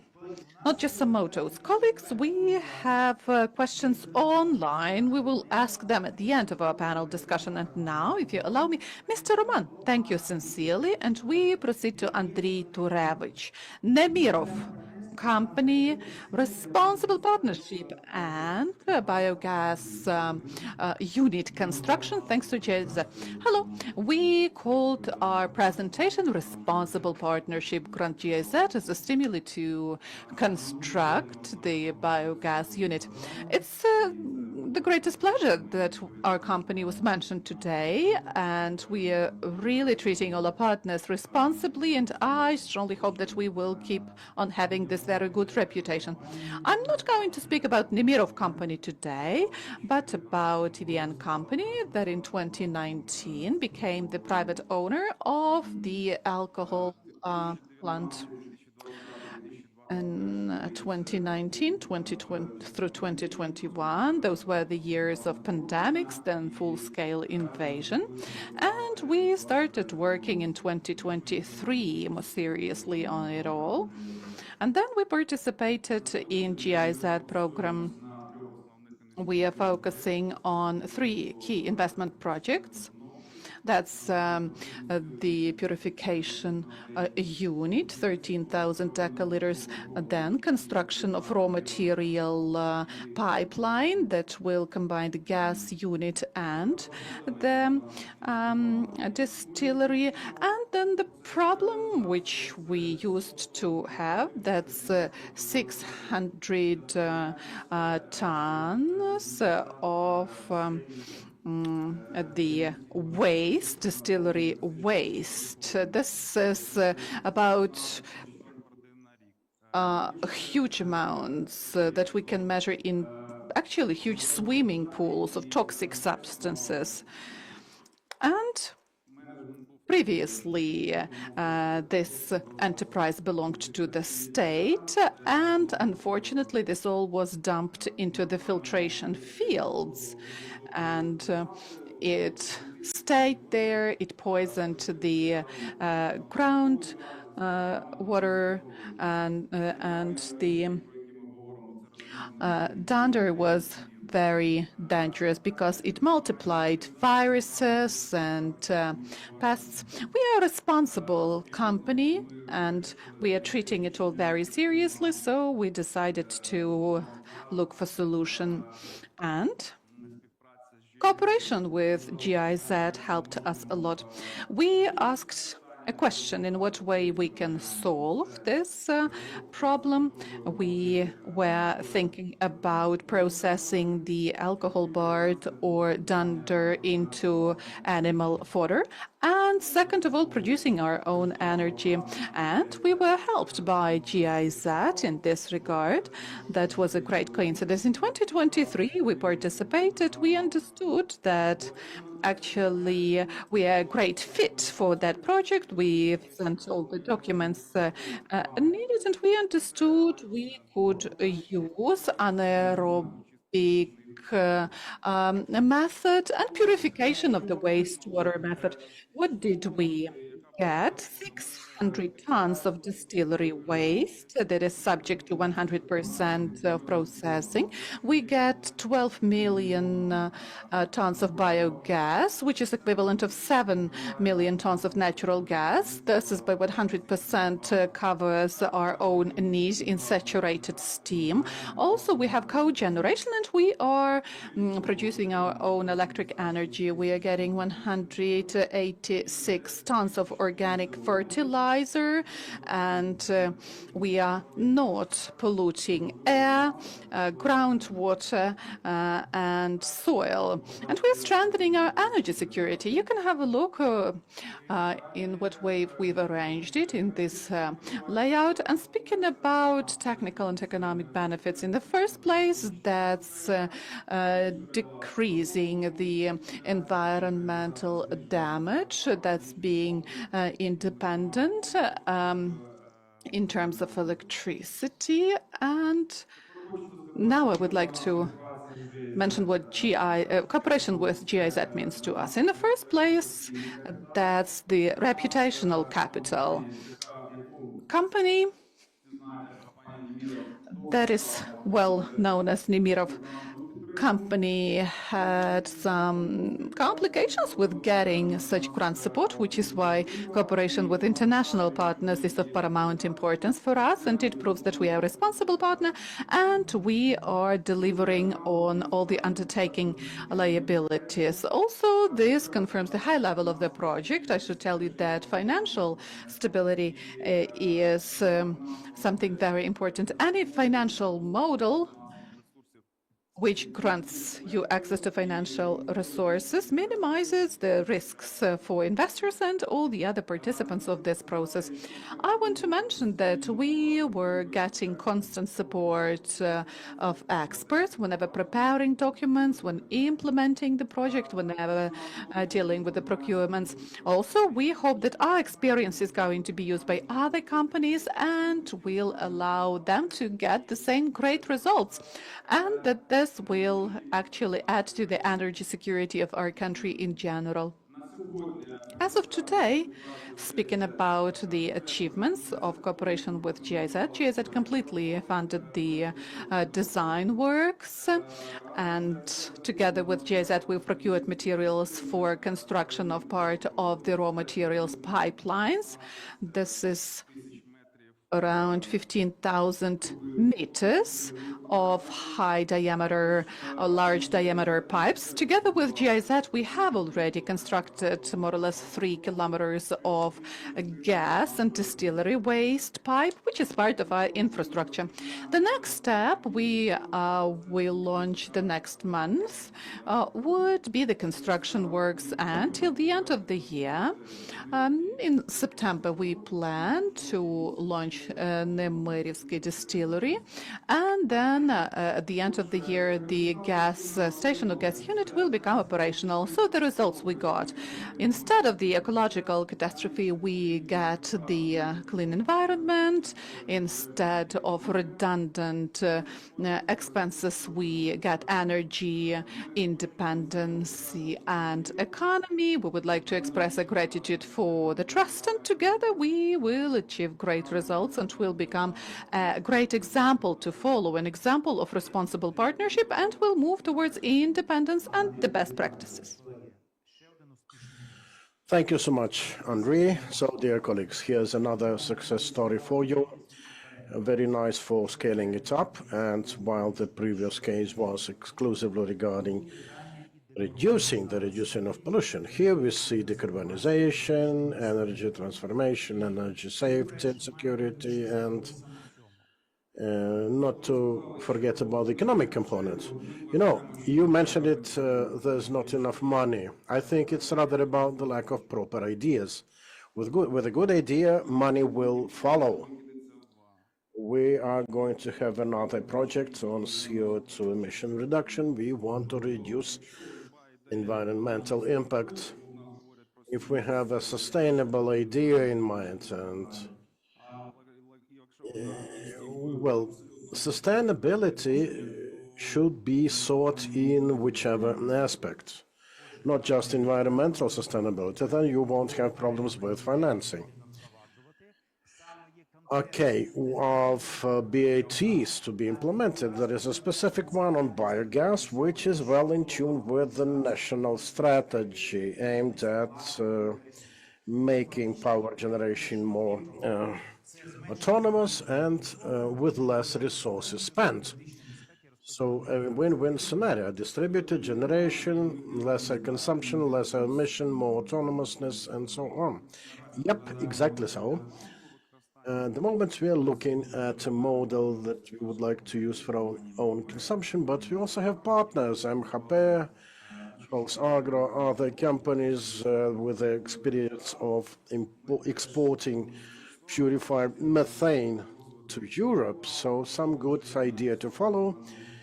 We even consider the idea of green nitrogen. So again, Nemirov is not just a company used to be on your table, but also something about energy and good spending, responsible spending of environmental resource. Thank you, thank you. And we go to the next, last success story, which is about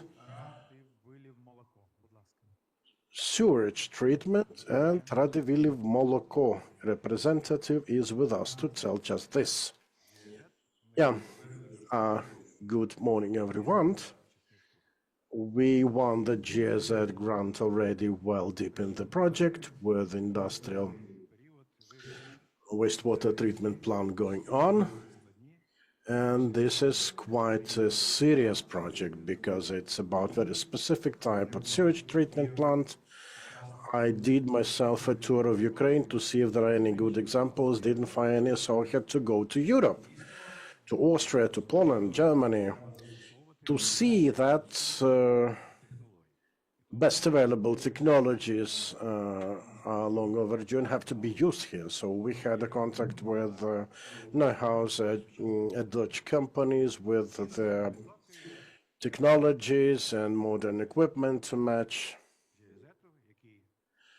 So time to thank the GIZ for their assistance, which allowed us really kickstarting the building of those treatment plant facilities.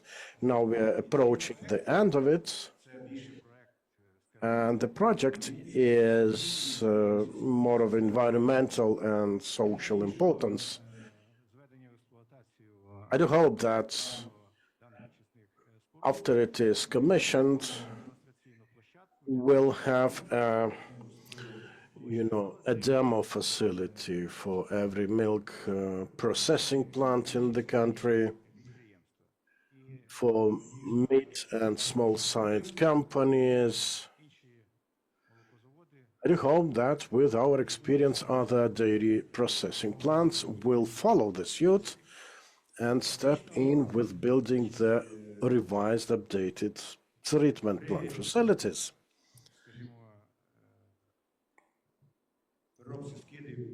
And our rated capacity is up to 5,000 cubic meters daily. This will, the updated equipment will allow us reducing our harmful emissions by more than 1,000 tons a year, actually reducing by 97% our adverse impact on water bodies. This will alleviate some social tensions at the community. Also, there were questions today as to whether the investments in things like that can return. Yes, they definitely will return through better public health. Well, it will be repaid in the future. It's about our people, our staff, our environment at the local level.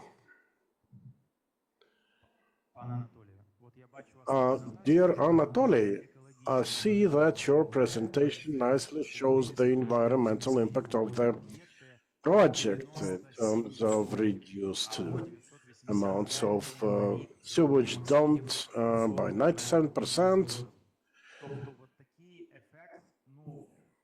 For the rated 500 square cubic meters of waste dumped daily. Reduce exhaustion of natural resource like subsoil and so on, and which is also important. And you say that you can further use the purified treated sewage for household use, saving up to 36% of the current water consumption levels.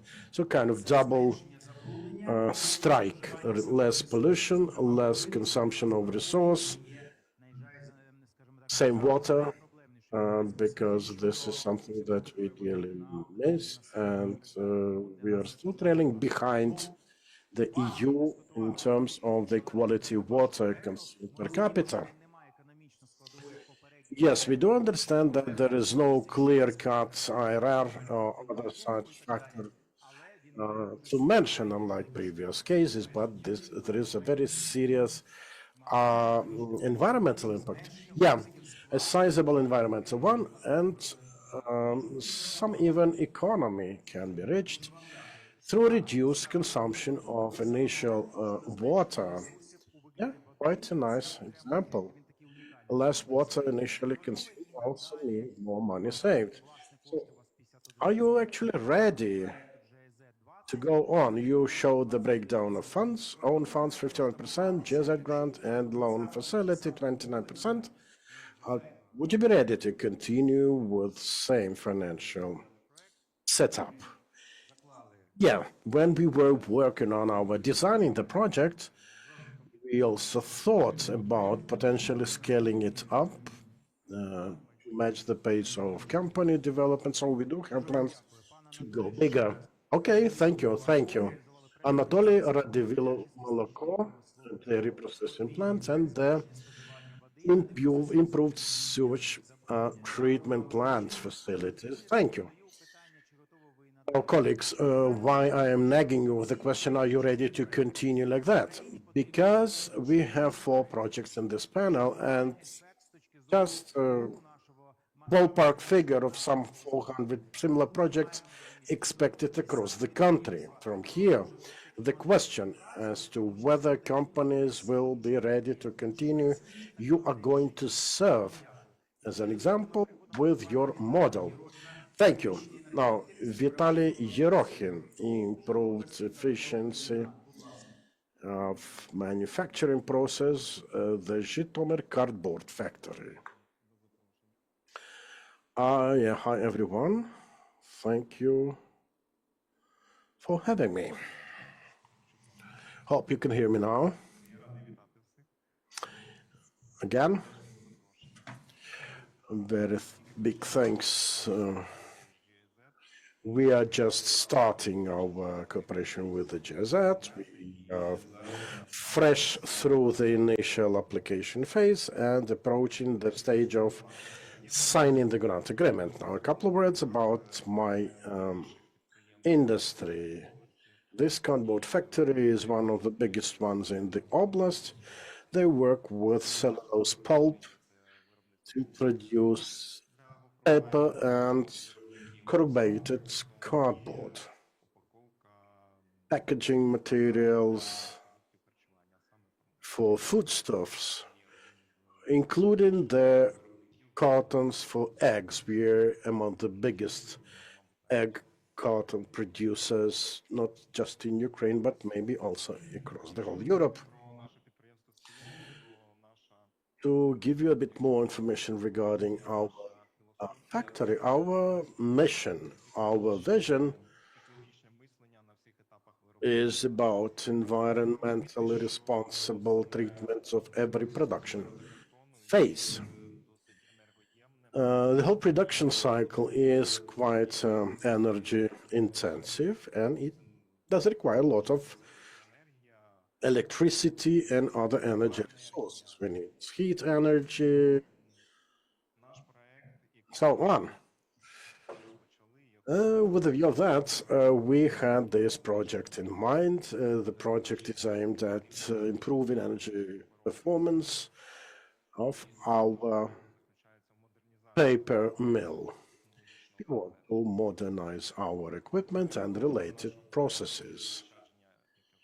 Again, the top objective is to save on energy resources, improving economic performance, our production facility, and reducing industrial pollution through implementation of BAT, like vacuum system, heat tail recovery, and better thermal proofing.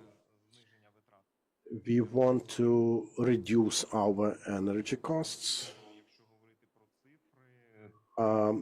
Giving you rough numbers, it's about more than 5,000 kilowatts a day. For a longer period, it's about 2 million kilowatt hours a year.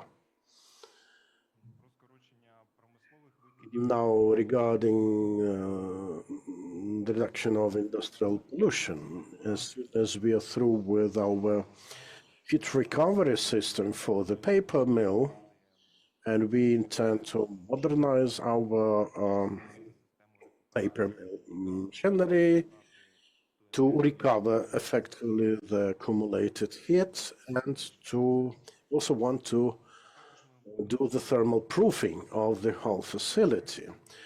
This will improve our performance, and there is also social dimension because it will improve working conditions on the plant.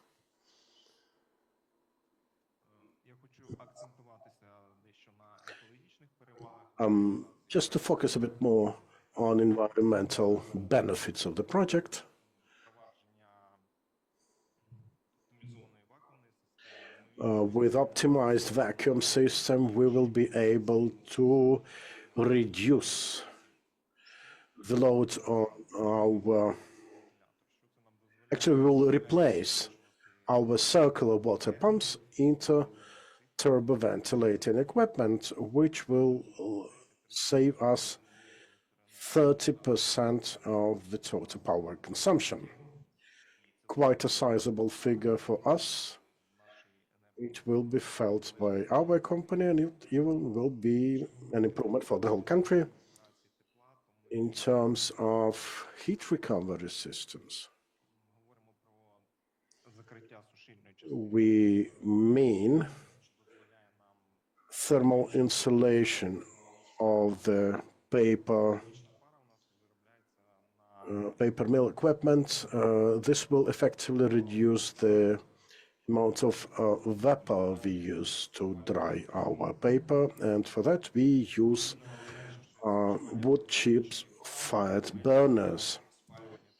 So by reducing the vapor consumption, the need for vapor, we will effectively reduce the wood chip burning exercise for us, зменшення викидів more than 1,000 tons a year, and reducing CO2 and NO emissions.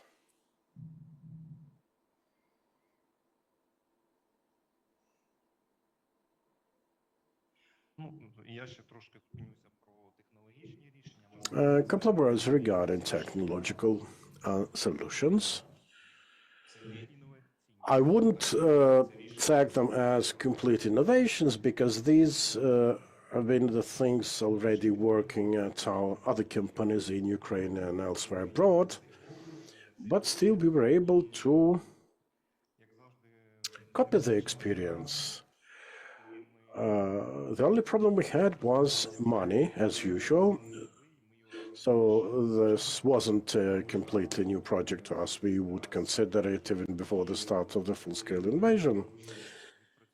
And then we understood that after 2022, we decided to restart our investing activities in 2023, and that brought the project into prominence. So thanks to also support from the GIZ. економіки України. Within this overall trend of helping the economic recovery of the country, we have strong hopes of finalizing the project.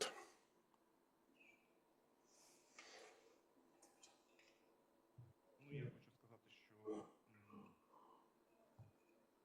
чого ми плануємо профінансувати So sources of financing for the project, залучення кредитних коштів, loan facility using the 579 governmental program, our own funds, and 20% of GIZ grant. This is a combination that цей проект став якби для нас реалістичним. has allowed us to practically implement the project. Without this grant assistance, it would be increasingly complex for us, and we wouldn't probably attempt it. В програмі GIZ, який дозволив So thanks to the GIZ and the government loan facility, we have been able to work on it. And I think that in the second semester of 2025, we will be able to report some positive results. Yes, again, this is a project to improve performance of the Zhytomyr cardboard mill. And it has been implemented using GIZ 20% grant with some environmental, economic, and energy efficiency impact. So in our panel, we have two projects that are purely environmental in nature, and another two also have this decarbonizing component with some better economic performance, CO2 emission reduction, reduction of other sorts of emissions, and also some strong link to BATs. So two of the projects have an economic component to them that needs just a little monetary push to help them roll. Two other projects do not have the economic basis as in the two previous ones. But again, it requires certain understanding also from the government as to how to properly support projects based on their type. And before we move on to the next speakers, I'd like to ask you, dear colleagues, have you addressed banks with your financial needs? I understand that everyone, yeah. Who of you used Ukrgazbank lending facility for that purpose? No, none of you. Okay, a new question to us, from us to Ukrgazbank. What about BATs? What are these for you? Are you intending to chip in this slew of green projects, and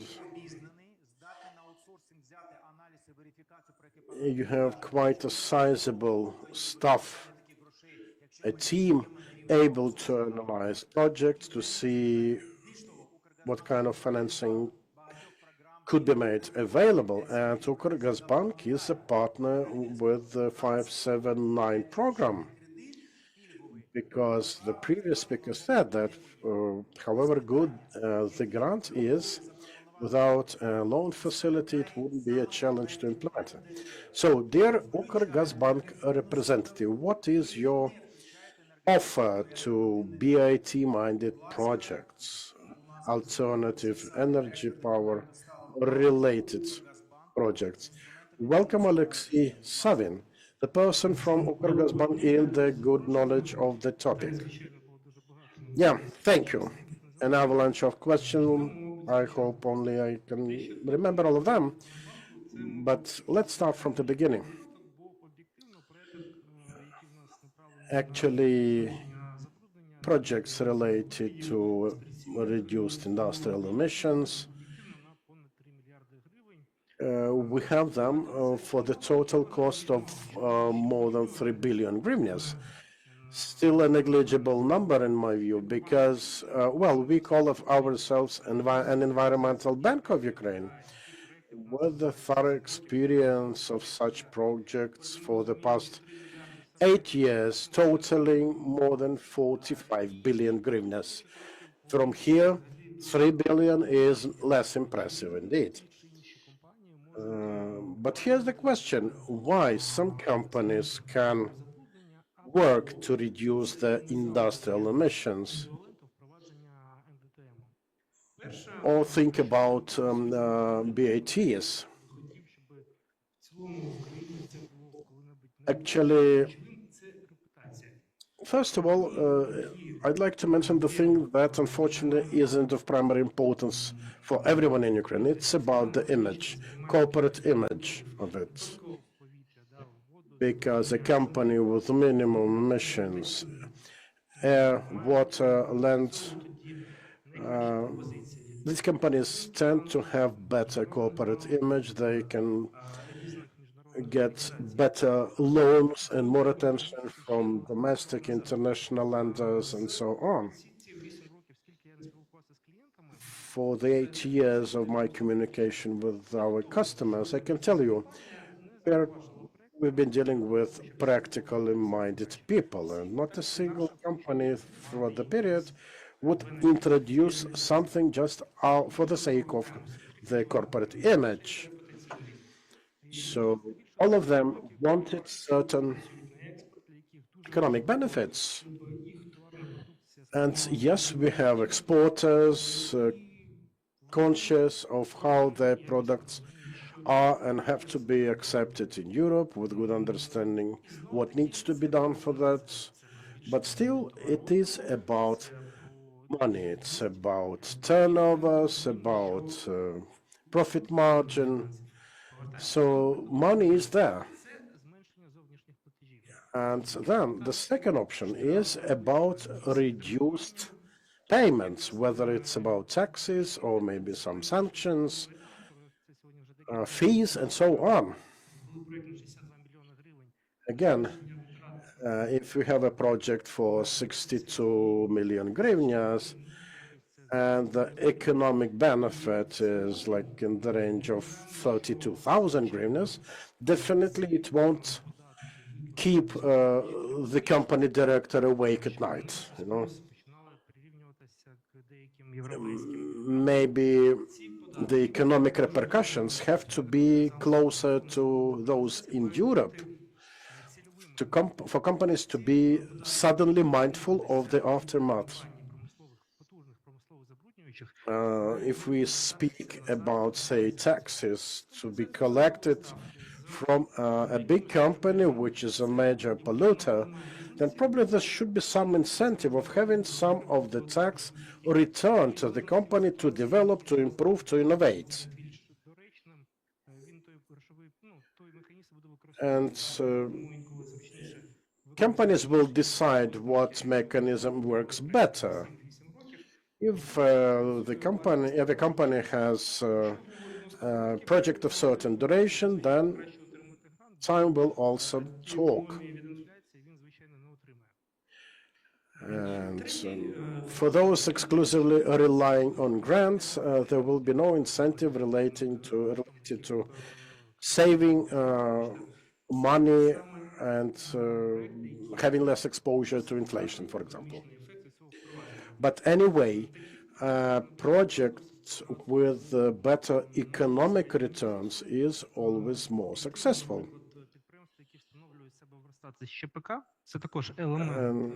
Yeah, SMEs can be a good example of that.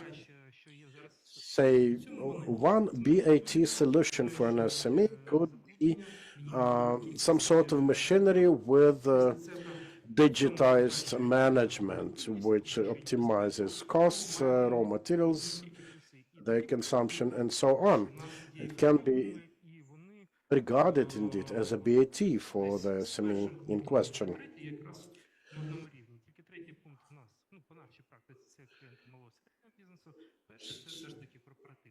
So, and yes, we have big companies, we have SMEs, and for all of them, actually, the corporate image is and should remain a priority. By the way, this also includes utility companies or municipal companies. These are like, captive companies to some extent because they are tied to local governments, elections, exposure, so on. So their emission levels may not be the priority, and they should be.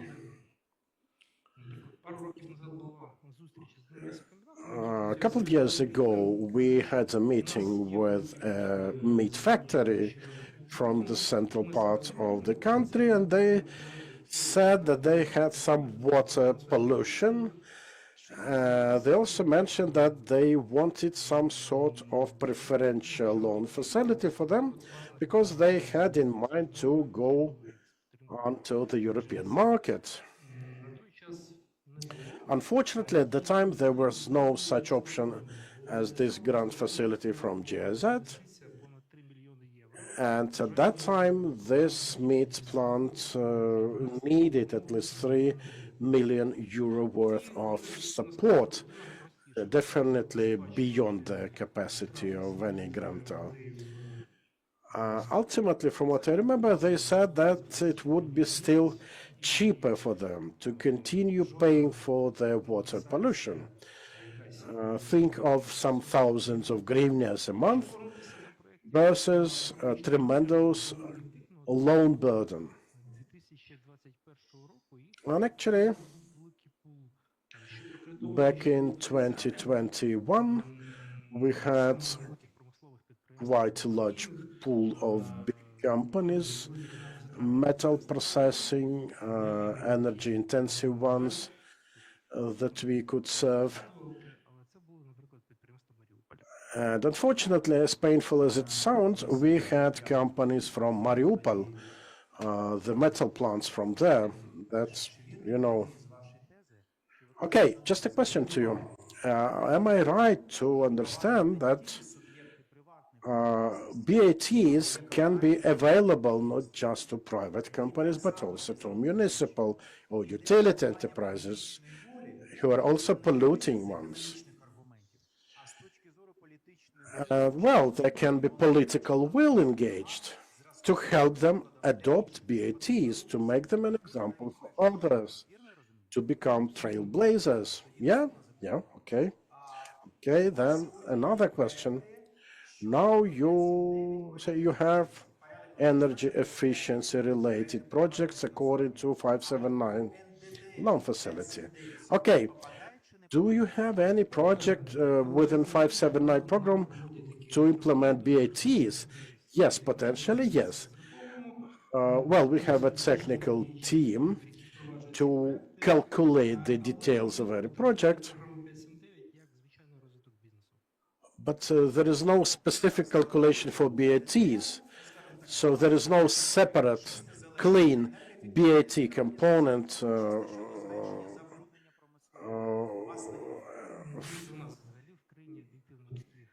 actually, it is not just about our bank. There is no such a dedicated BAT loan facility across the country. Well, maybe it's time to talk to the government. Well, not just to the government, also with international organizations. We had some initial talks before the war, but then the war meant some change. And yes, there are different projects also, alternative fuel, renewable projects, and so on, which also contribute to reducing the emissions. Okay, you have about 10 years of green projects related funding experience. And you say you still have technical professionals able to be outsourced to assess with the projects. So you can be a part of this cooperation with government in order to have these projects implemented. Yes, but, well, given the number will be sensible. So this should not be some cheap, small, petty project that will require a lot of technical expertise with little bang for the buck. Yeah, a dozen or two of projects, each costing $500,000, will take much more efforts and resource from us than a couple of projects, 100 million worth each. And we can proceed to the questions online. May I ask a question supporting this question? Mr. Oleksiy, tell me please, what do you think?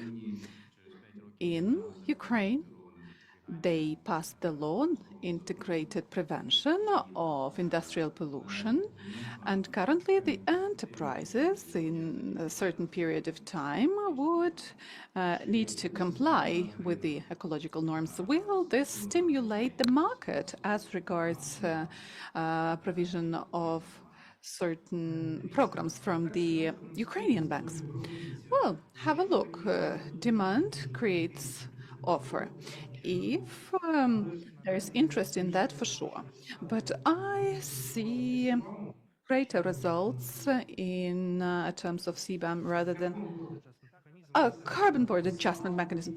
Yeah, and speaking about CBAM, you felt the impact? Well, again, up to 2022, there were plenty of negotiations, and there were negotiations on modernization, and now we returned to CBAM ecological certification. Now we have negotiations.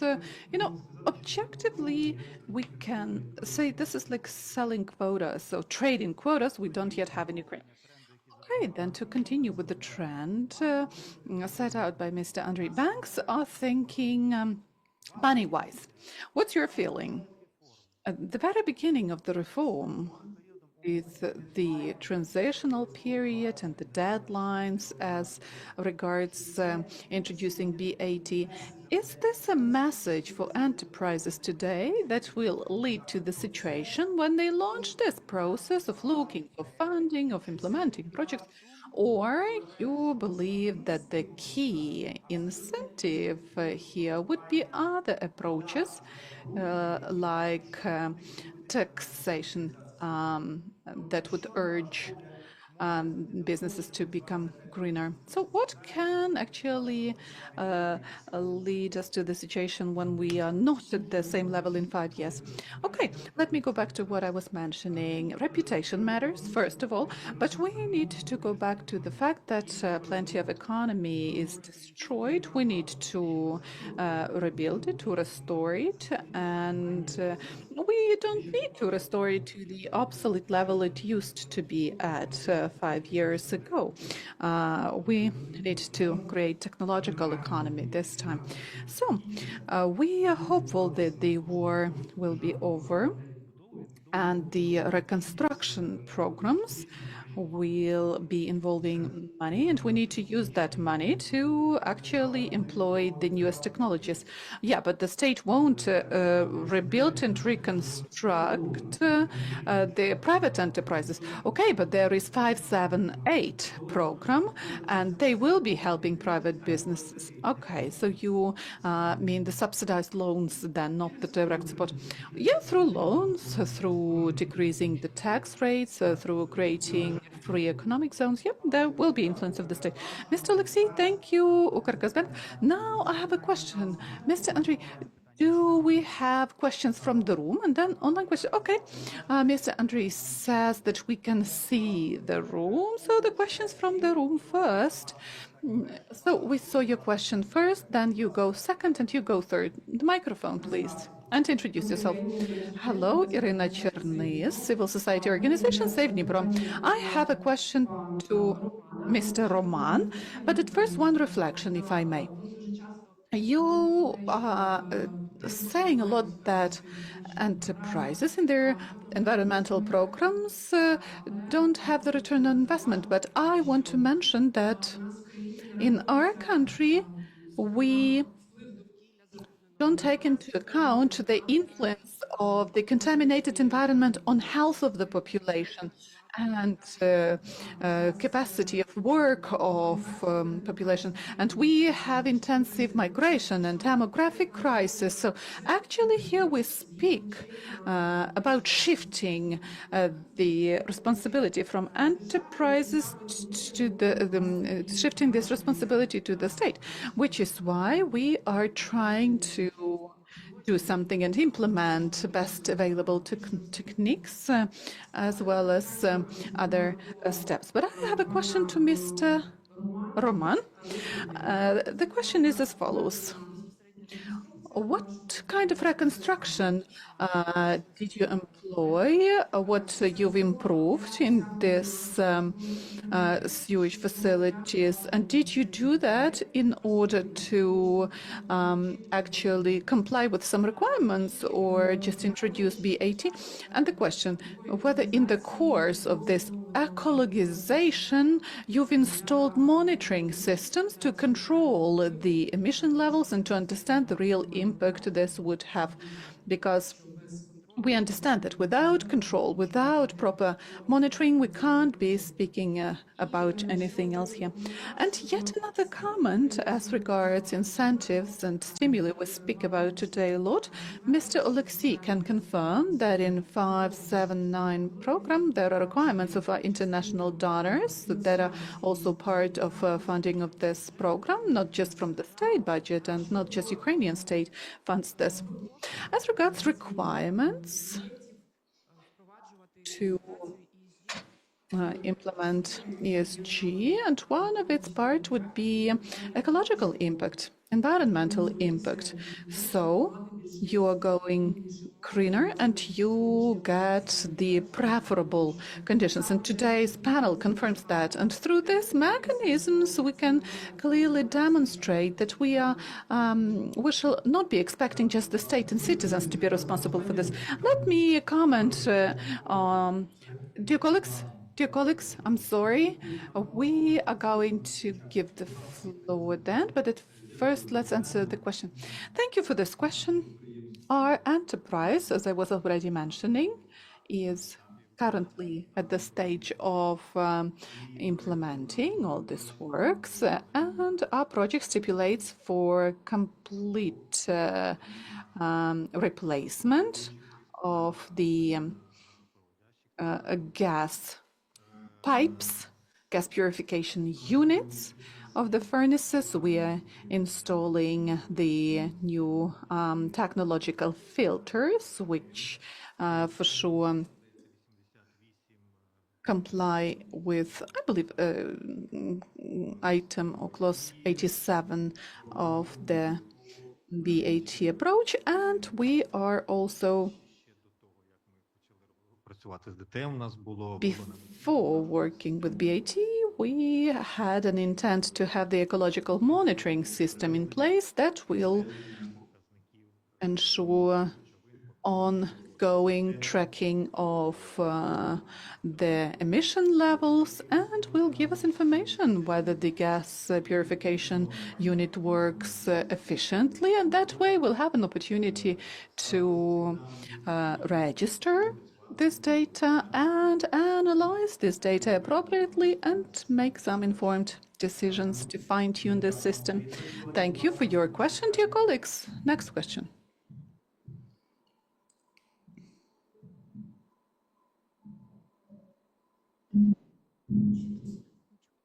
Good, it works.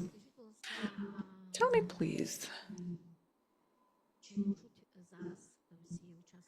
whether now all the members of our panel discussion, those who were present at the first panel discussion, and maybe you can give me the answers later in a written format. So, I'm Lyudmila Oleynik, National Office of UN Habitat. Do you know? It doesn't matter from where you come, private sector, industry, PPP, other programs. Do you, and actually representatives of Ukrgazbank, do you know whether you have a state sector or municipal sector in the bank? You know, we started researching an issue as follows. The local self-government authorities are refusing to take part in the development of private partnership, shifting all the responsibility to private sector, and the private sector is ready to support cooperation with the state. But do you know that there is such a tool as a UN Habitat International Forum? I've seen that there were certain notifications about celebration of UN Habitat Day, and that there's this investment tool which is there for all the sectors that take care of environmental friendly approaches. It can be an industrial modernization program. It can be also something implemented with the use of this tool. And that's the problem of ensuring the viability of the new narratives, of the new values which are declared by the government today. You are trying to reach a helping And so my general question would be, do you know about this UN Habitat Tools, which is an investment tool, which actually includes all the indicators of sustainable development? Thank you. Thank you for your question. Dear colleagues, a very quick answer to this question, whether you know about this tool. If we don't have an answer now, we can actually have a discussion when we drink coffee. Okay, colleagues? Great. Because the question is very profound and it requires more profound discussion here. And question number 3. Будь ласка, You're welcome. надайте. Could we give the microphone to the gentleman? Доброго дня. Hello. Директор департаменту екології. Director of Ecology Department, Donetsk region administration. What city? Donetsk region. Donetsk region, Donetsk Oblast. I have a question. At this round table, we don't have ecological inspection representatives, right? Environmental inspection. Do we? They were not funding any measures. Okay, but there are 2 pollutants. The first one was operational and had all the permits to operate without any purification, any decontamination. And it was actually operational for many, many years. Then the second one, we were just discussing their decontamination units, and you purify the water by 97%. But Franz, when did you have the environmental inspection looking at your operation, whether you had to pay any fines if something was wrong? You know, what I'm leading to, the incentive would be to lift the moratorium on environmental inspection. If the environmental inspection is doing what they are intended to do, then there will be incentive for the enterprise to really play fair and to deal with 579 and the other tools which are out there. That's a good one. Thank you, colleagues. But what's interesting thing, we had environmental inspection, but we didn't see significant changes, and we can't discuss this full-fledgedly now. So everybody present here, let me transform this question a little bit. When you had this inspection and when you are going to have inspection would not be the best question possible, but do you believe that environmental inspection is one of the tools of auditing your efficiency from the viewpoint of moving towards P80? And this tool will help you analyzing your problems and will urge you to implement P80. Okay? Are you okay with me rephrasing it like this? Dear colleagues, if I may, when the bank is part of the inspection, we will give you the floor. But now that's the question to the enterprises. Dear colleagues, 2 enterprises. And then the position of the bank. Okay. Thank you for this question. I would like to clarify a bit. Before the reconstruction, we also had gas purification units. They were there for sure. They were a bit obsolete, as we say, morally obsolete. They are still actually meeting the requirements and certain requirements set in the regulations, but we are moving towards Europe, so we are moving towards more rigid limits, and with that goal in mind, we started implementing this project 10 years ago. We started working in this direction, and we clearly understood that sooner or later we would have to deal with that. In the first place, we were dealing with the reconstruction of gas purification units using the local capacities. But now, coming back to the essence of your question, whether inspection would stimulate us to modernize the gas purification units. Oh, yeah, You mean the monitoring system, to have it in place? Okay, the monitoring system in place would be the issue regulated by the legislation. We have to have these gas purification units, and any project dealing with steel furnaces shall have the appropriate monitoring system. Dear colleagues, I beg your pardon. We are proceeding somehow to the discussion, but we will do that when we drink coffee. And we are still having a roundtable discussion. I would like to give the floor to everybody. I see a question in the room, and I also see we have 3 questions online. So a remark from Ukrgas Bank, a short remark, and then yet another question from the room. And then we have 3 online questions. Let us stick to the agenda because at 1 we have to be drinking coffee. Very short comment. Banks started undertaking the function of environmental inspections. 2 sentences. With the implementation of the risk management, we are splitting the level of the risks at the level of enterprise into A, B, and C level. If they don't stick to certain requirements, they would be fined and or might not get loans in the future. Okay, a practical case. Introduce yourself. Kostyantin, civil society organization, Save Dnipro. As a representative of civil society, let me mention some harsh things. Oh, but speak up, we can't hear you.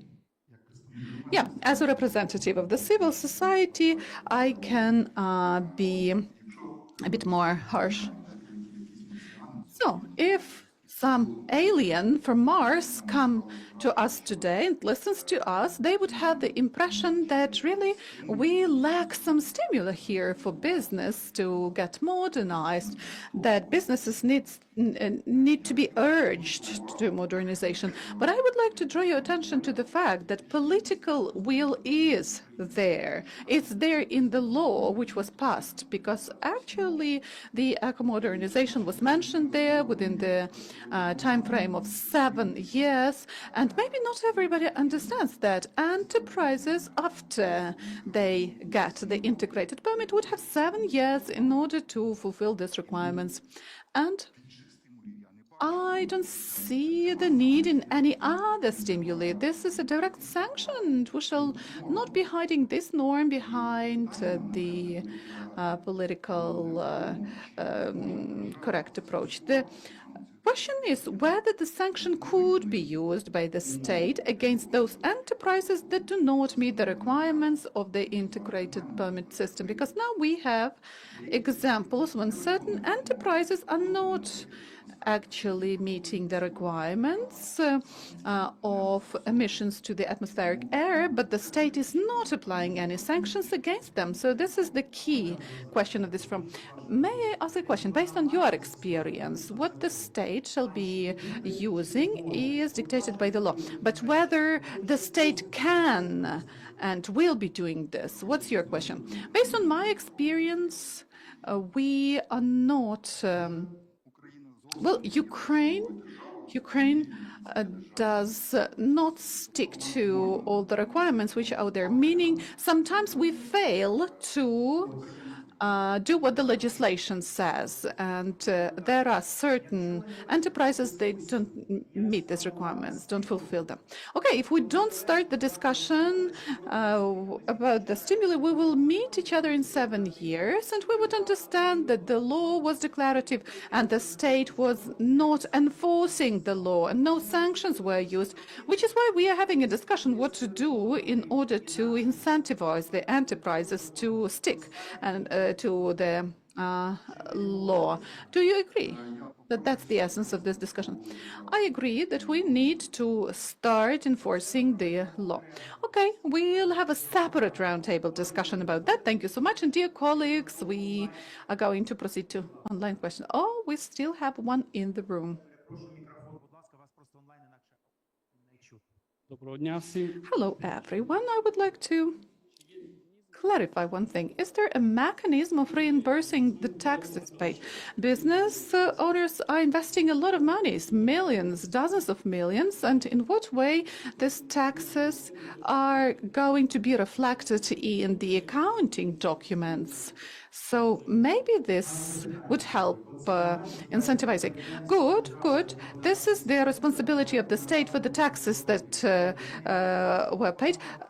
Mr. Bogdan, Director of the Department of Ministry of Ecology, will participate in the next panel, and maybe you can address this question to him, because we don't have representatives of the authorities here.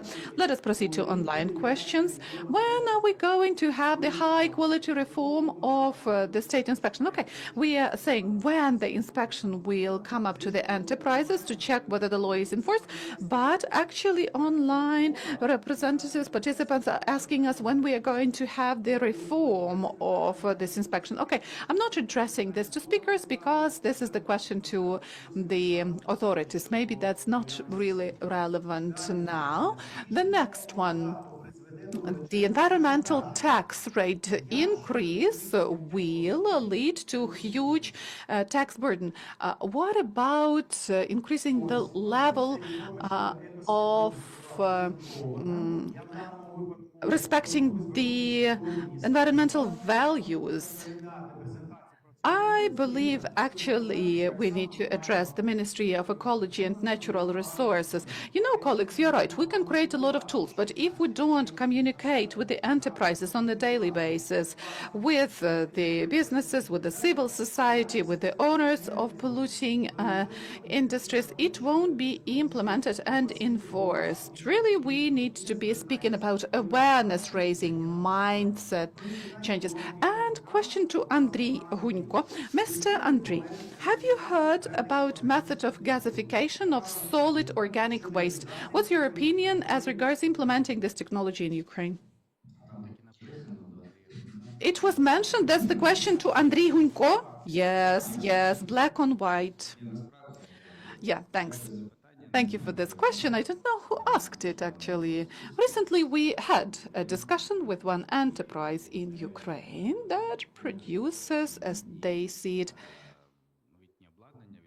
up-to-date equipment, which meets the up-to-date requirements, high-tech requirements, and there was a lengthy discussion as regards gasification of the waste as alternative energy source. That's really relevant for the industrial waste, household waste.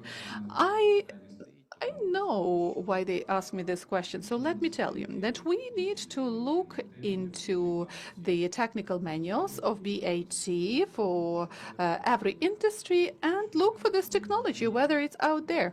If it's out there, somehow I think it's not, then this technology can be used. But again, this is of recommendation nature, because according to the BAT approaches, these requirements can be met by various methods and techniques. Yes, I've heard about this technology from the author of this question, and I can have a separate discussion with him. Thank you, Mr. Andriy. Dear colleagues, pay attention that the next panel is also very interesting. We are going to have Bogdan Semenenko, Director of Department of Preventing Industrial Emissions and Climate Policies. We'll speak about vision, state support programs, and we can address a lot of questions to Mr. Bogdan, because he can talk about the vision of the ministry. We have representatives of GIZ project who will express their own opinion as regards these tools, and also online we will hear direct of the team of support to the reform implementation, Svetlana Sushko, and Monica Probilo, international expert of GIZ project. So we are going to have next panel from 2 to 3:45. Please take part. And now the most expected part, coffee break. Thank you, dear speakers. Thank you, dear colleagues, for great answers, for great questions, for successful projects. And we would like such projects to be scaled up in Ukraine. Thanks.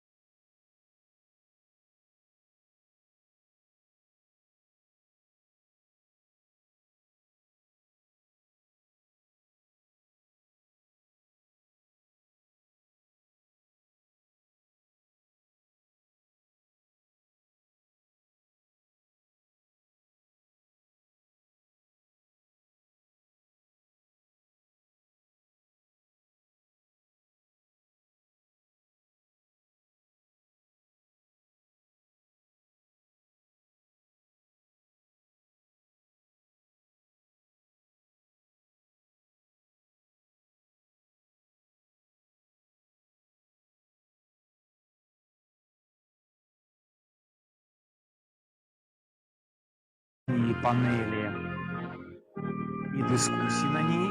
У нас є спікери офлайн, спікери онлайн. Відповідно, прохання до вас, давайте займати. Okay, we can go back to our seats as our roundtable discussion is about to begin. Again, we will be talking about legislative reforms. Колеги, будь ласка. Dear colleagues, Колеги, будь ласка. please take your seats. Please take your seats. Колеги, будь ласка. I kindly and cordially invite you to assume your stated positions. Цікава у вас дискусія. Я впевнений, що ви її можете Dear colleagues, проводити після I'm very much sure of the great interest you have in the discussion, but Колеги, ви нас чуєте? Колеги, дуже приємно, у вас дуже цікава дискусія. Ми бачимо. Я впевнений, що вам буде що додати саме до наших спікерів. I'm very much sure it will be possible for you to vent the remaining concerns of yours with the participants in due time. I'd like to invite to the panel Bogdan Semenenko, Director of Department for Industrial Pollution Prevention, Ministry of Environment Protection. We are also waiting for Sergei Vekhrist, Експерт проекту найкраще an expert from the BAT project, the GSZ-based project. Dear Sergei, we are waiting just for you.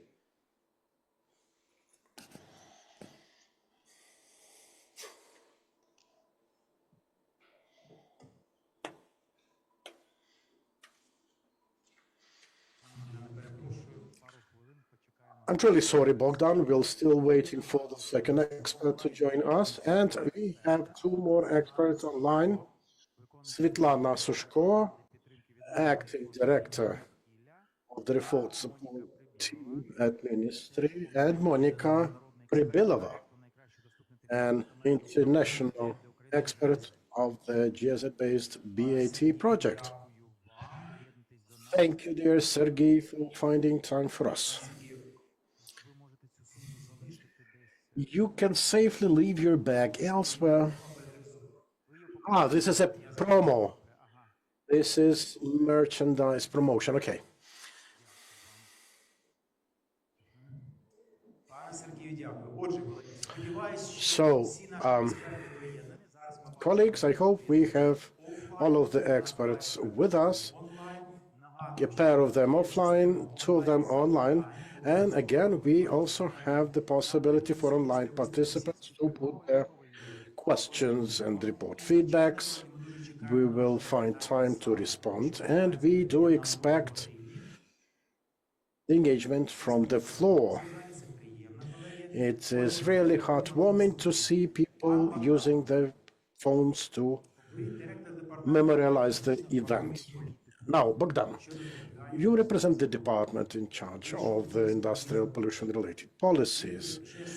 We have a very challenging piece of legislation enacted, which is about permits, authorizations, interactions with economic agents.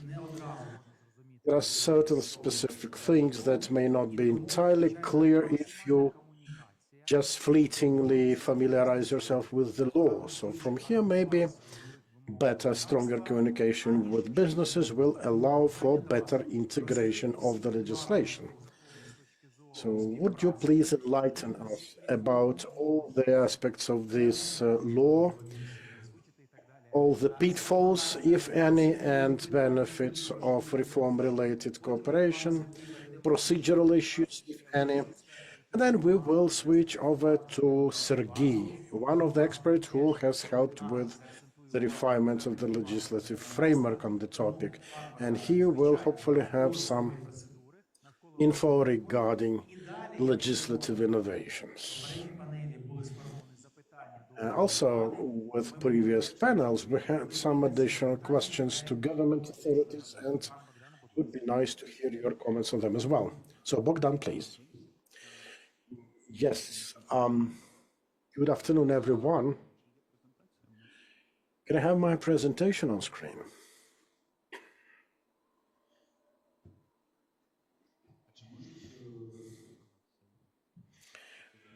Right. So good afternoon again. It's really a pleasure to see that the floor is still rife with people even after the rich meal. And we are ready to continue with this live discussion. We had a previous event on 16th of January to tell more, like we had it with speakers from first panels. We tried to explain how we want to communicate the reform, how all the legal regulatory acts are to be provided so that by end of August, all the market operators are able to live in new realities shaped by this legislation. And now I would really like to sort of continue the dialogue we initiated on January. This slide represents our ministerial technical KPIs. This is a set of cross-cutting KPIs for all of our discussions. This is what we are striving for. This is what we are working on.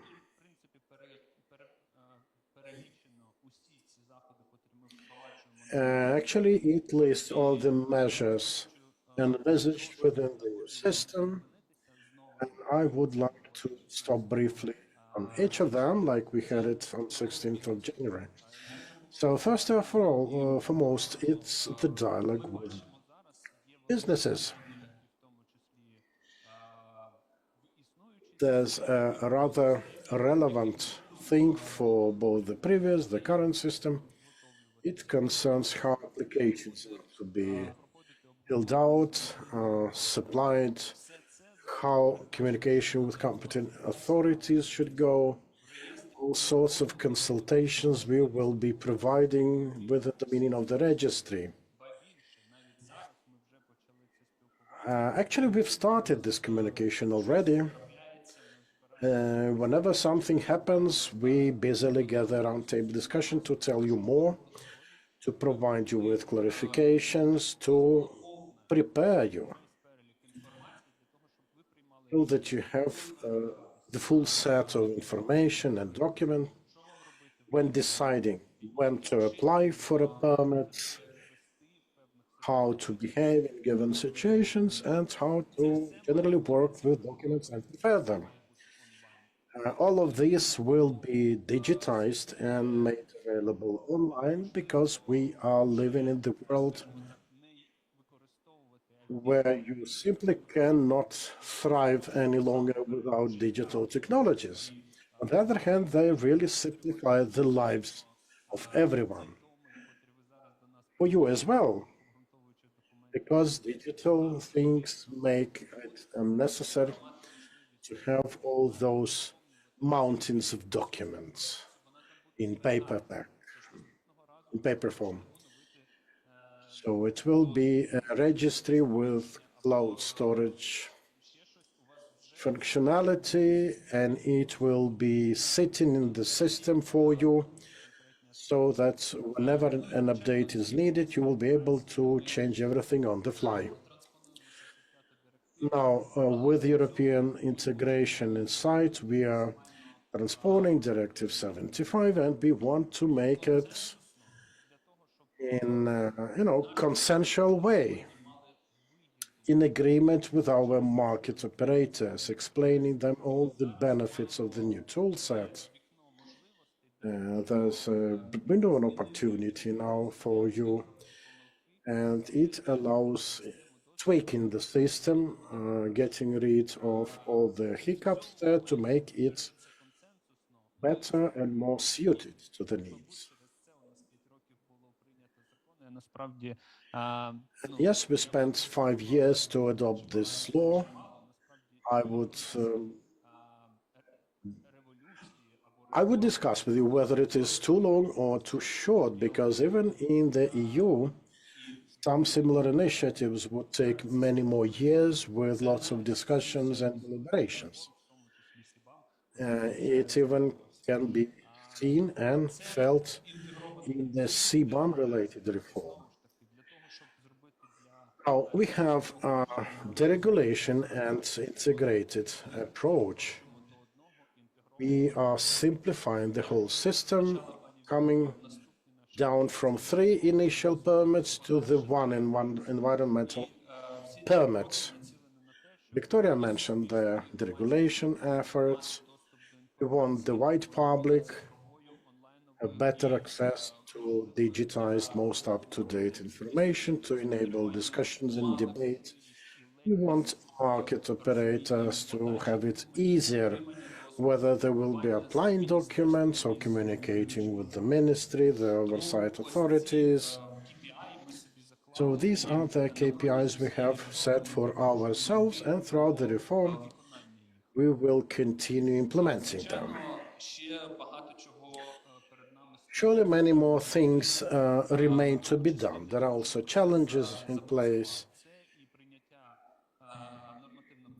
It is about adopting bylaws. It is about beta testing of an IT system. We are planning to launch it this spring. The most important things are these.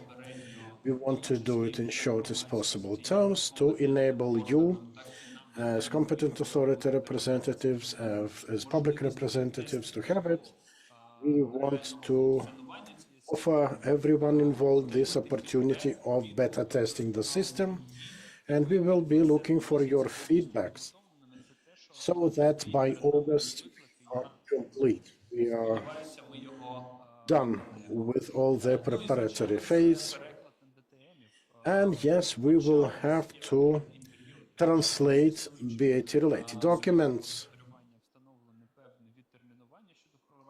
Yes, there is certain grace period regarding BAT implementation, but the work is nevertheless very important and time-specific. And from early experience of our working groups, we can see that translations, even if done by professionals, are not always able to properly really translate all the legal aspects pertinent to the topic. Dear Bogdan, without interrupting you, there's a question online as to whether you intend to continue with translation of documents and what kind of activities will be subject to translation of documents. Yes, there's a legal regulation on BAT translation, and there is a legally provided term of when the work groups will have to be created.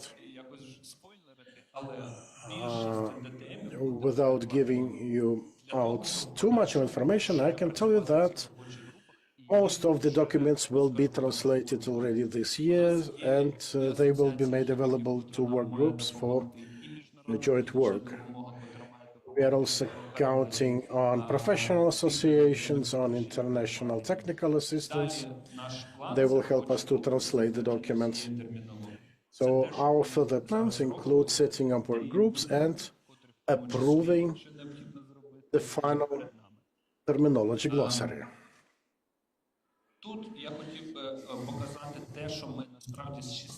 Here is the glimpse of what we've been doing since 16th of January. A bit more than a month ago we started it, and this information is probably known just for those who are monitoring our website. Still, this is a very substantial piece of work done by our lawyers, our team members inside the ministry. We are all working together to make the implementation of this law as seamless as possible, avoiding any double entendre or doubts or inconsistencies.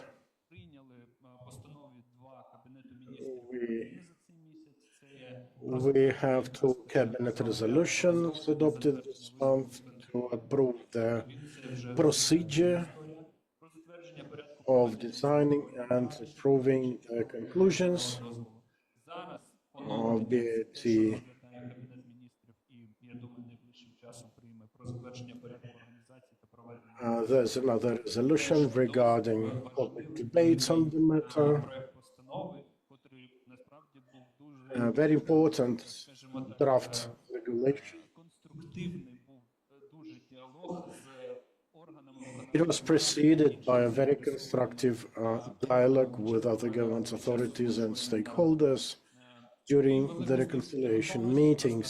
вже для того, щоб почати якраз таки проводити громадське обговорення, ще є два. And we have two more legal regulations that are mostly ready for public debates. Правових актів, котрі у нас зараз These are draft cabinet resolutions. We are going to launch them for discussion in the short future, in the near future. And definitely we are not working just with cabinet resolutions. We are also looking to harmonizing relevant ministerial orders. There are regulatory authorities issuing permits and authorizations. We need to have it seamless. This is like everyday work that is far from fanfares and limelight, but it is very important. We have three work groups with different central bodies of the executive. These are tasked with resolving certain aspects. They will bring clarity as to ministerial orders to be updated, amended, and we are lucky to have some time for it. Now, going back to feedbacks and responses to things mentioned during the first panel. You do remember the keynote speakers, and you do remember the timeline. The question of timeline to transit towards new law-provided rules. And yes, it involves certain cases to show regarding potential deadlines for permits issuance and certain qualification criteria for that. So actually, there are four cases, main cases. There are installations in operation. These are split into those that will operate further, and the others slated for what we call death permit, that is, the installations to be decommissioned within the upcoming decade. And there's also a provision for installations to be commissioned for the first time. Місяців з дати початку роботи повноцінного цього закону. Для них That means installations to be commissioned within the first 12 months in the enforcement of the law. So there will be presentation on each of these cases. It will be placed on our ministerial website, and you can use it as a prompt for your activities. For simplicity purposes, we try to further break down information into a variety of options with examples to help market operators come to terms as to what option they should be considering.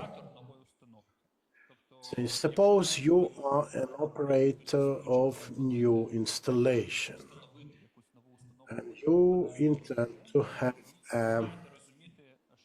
a new one that will be subject to regulation. According to our law, there is a certain path you will have to follow. So suppose you tend to have it operational in May 2026, or case number 4 in our presentation. Installation, a new one to be commissioned within 12 months since the enforcement of the law. From here, you have this window of opportunity, and definitely you need it particularly clear from us as to how to apply. You are limited in the application term, that is, first 3 months since the enforcement of the law. That is, the deadline will come on 8th of November 2025. Законними актами передбачено, що орієнтовно ми будемо розглядати і вся процедура, в тому числі громадські слухання проводити. Тобто So the whole procedure, the public debate involved, all the procedure will be no longer than 110 working days. подасте і не отримаєте якихось зауважень. Supposedly, В рамках you are not going to get any request for clarifications or request for correction. така установка отримає інтегрований довкілевий. So if everything goes as intended, on 8th of April 2026, the new installation will get this environmental permit. And this is a rather expedite procedure.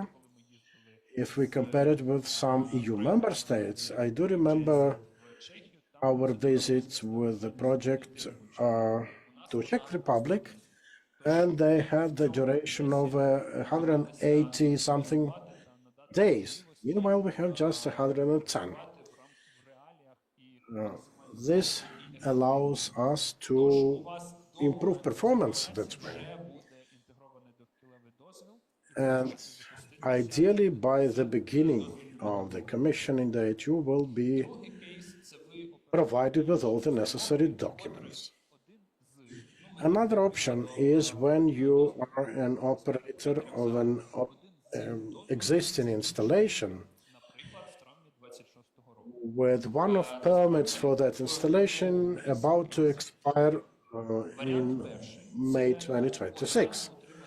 Here you have two options. You can ask for apply for an environmental permits rights От вже в діючому реєстрі immediately, в серпні місяці. Насправді ви можете and you will be able to start this application already умовно дата, come August. повністю введено в експлуатацію діє Actually, it depends on when the registry will be made operational. As soon as it is there, you can start. You can start preparing the set of documents even before that. Але дедлайн If you are confident, you know what you need to have. довкілевий дозвіл, Now, if you want to get an updated environmental permit to replace the old ones in May 2026, якраз 110 днів робочих у вас буде для процедури. then 1.05 ви будете мати можливість you will have about 120 days until the stated May date to submit your initial set of documents. 30 робочих днів. Він, звичайно, може The initial consideration starts with 30 days, I think, deadline, and if no questions asked, the second step of approval will start automatically. брати це до уваги. Тому 1.05 ви вже отримаєте інтегрований So that way, by 1st of May 2026, you will get your updated brand new environmental permit to work within the meaning of the law. на The second option, зараз якраз нашим перехідним періодом. this is what Таким чином, in our transition grace period considerations, початку 26-го року you may decide that in early 2026 you are going to submit a set of documents, з запасом, з урахуванням того, що можливо у вас закінчився дозвіл не на випуск, say maybe десь до your перший atmospheric emissions permit is about to expire, or maybe you want to get a new one just in advance before the expiry date. This is the set of steps for you to follow, but you have to understand that until August 2028, under our law, you will have to prepare a set of documents for an integrated environmental permit. To say that you will have about 3 years more to refine your контролювати permissions документів. and І your десь sets of в documents. січні місяці 29-го року це крайній термін. So in January 2029 will be the final deadline by which you will have started operation with new environmental permit. So here's a choice of options for you. You will have to look carefully Роботи вашого підприємства. based on your company's strategy. Отримання The third example званого на смерть. is the decommissioning permit, or the death permit, if you will. Це другий варіант. This is option number 2, and the law provides that for such installations slated for decommissioning, Зафіксовані екологічні нормативи діючі на момент отримання there should be environmental norms дозволу на смерть. Але з умовою, що in place субсидіювання має зупинити таку установку на протязі 10 років. under the condition that the market operator will have to decommission the installation within 10 years since the enactment of the law. That is, Зробити насправді аж до by, the, by early August 2035. серпня In doing so, 28 рік. Тут неправильно трохи.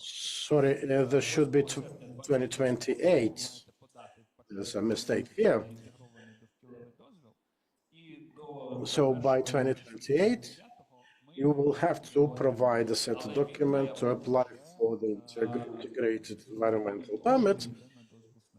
And by 1st of January 2029, you will have to get your permit for an installation that will be decommissioned within the decade.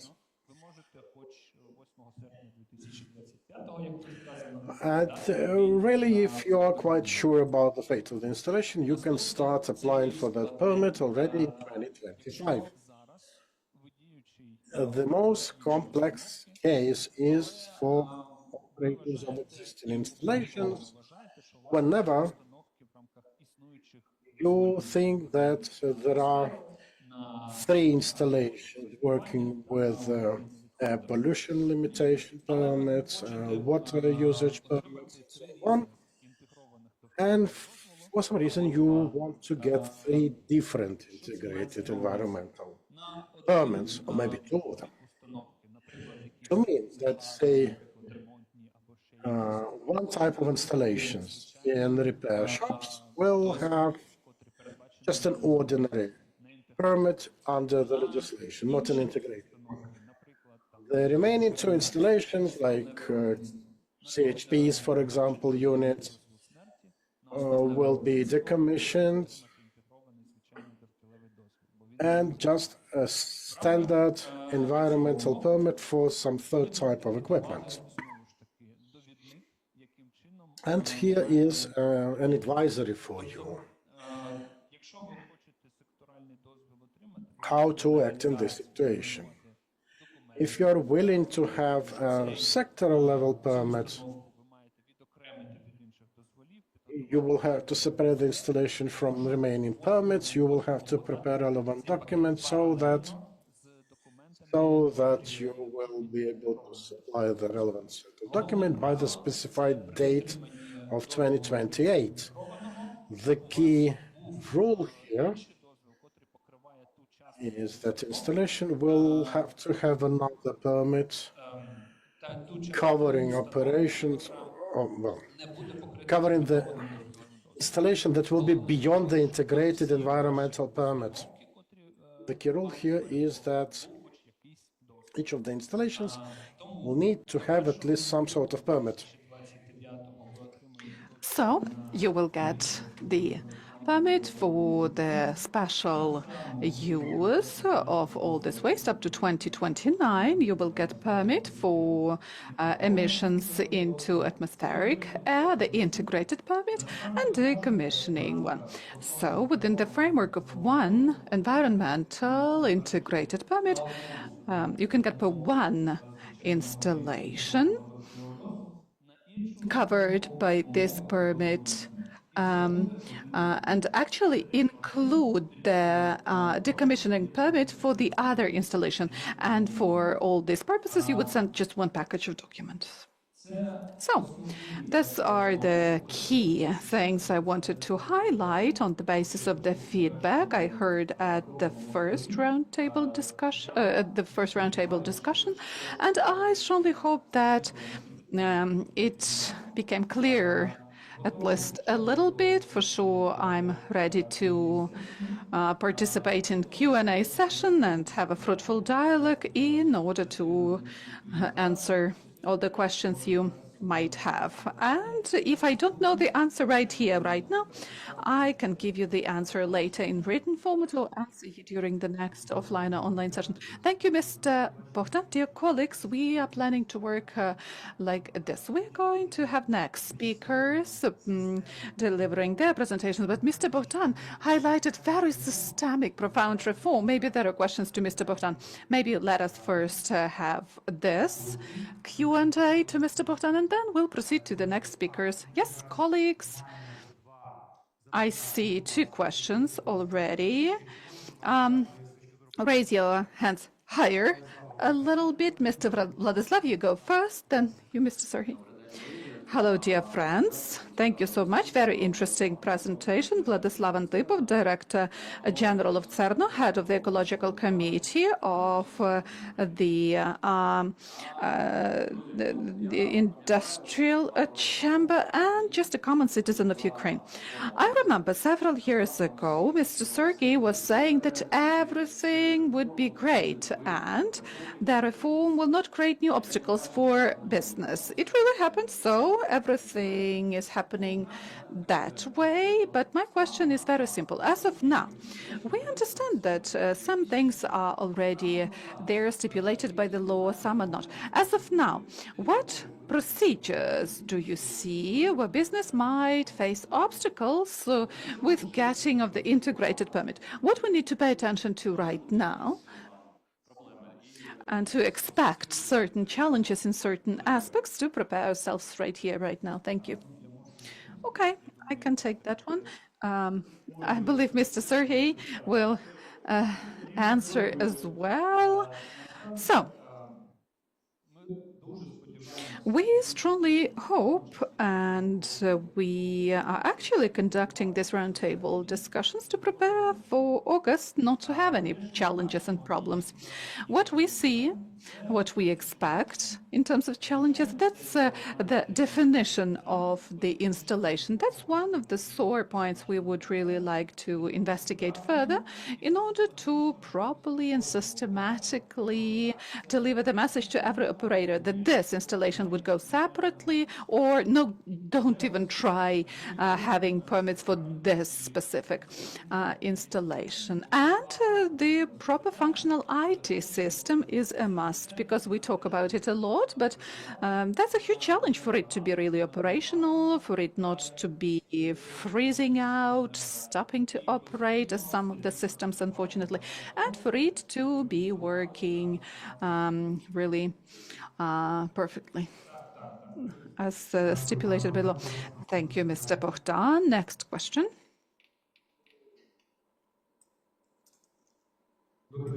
Hello, dear colleagues.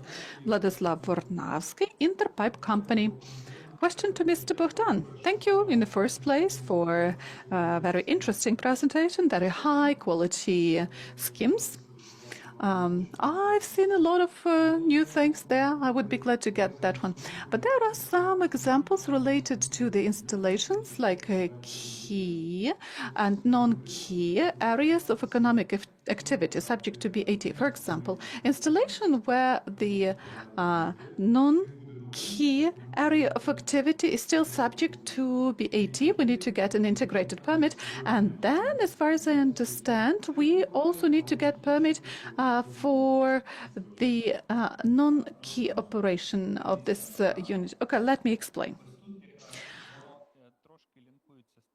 This can be linked a little bit to the question asked by Mr. Yaroslav, namely, what challenges and problems we still have. That's the definition of an installation. We need to consider every case separately.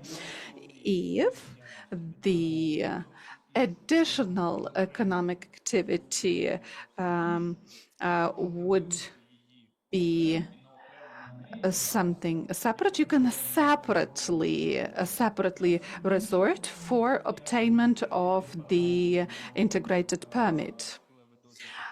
And maybe some other activities would not be subject for this integrated permit. The key rule, as I was mentioning in the course of my presentation, would be that for every type of activity, for every installation, you have the permit. If you actually can't differentiate several economic activities you are using this installation for, this could be a challenge. And then there's activity which is the not key activity within the use of this installation. Well, you know, it could be difficult, but from the practical point of view, it's up to you to decide. But our goal would be to create the situation within which the integrated permit would be easy to get, easier for sure than getting 3 different permits. Okay, further questions? Microphone? Thank you, Irina Chernysh, Save Dnipro, and Joe. Several questions. Yeah, for you to see me. First question, as regards the registry, whether there will be API and open data in order to get appropriate information, will this information be transferred to the portal of open data? And second of all, automatic control systems. In our reform, within our reform, there are enterprises that are going to get integrated permit and those that are going to be getting decommissioning permits, and they are all running current enterprises. But we have the resolution 272, which says that obsolete installations shall not be subject to this BAT procedures, and then we separately have a category of enterprises that are in the middle of it all, meaning they are the greatest contaminants, they are influencing the public health mostly, but they are not going to be subjected to the requirements as regards monitoring of the emissions. So we will still have this obsolete Soviet-era heritage, which is really contaminating the environment, which will be under control, and we won't have any mechanisms of impacting their becoming greener. That was my question. What to do in this situation? Okay, let me answer that. Have a look. There are 2 elements in my answer.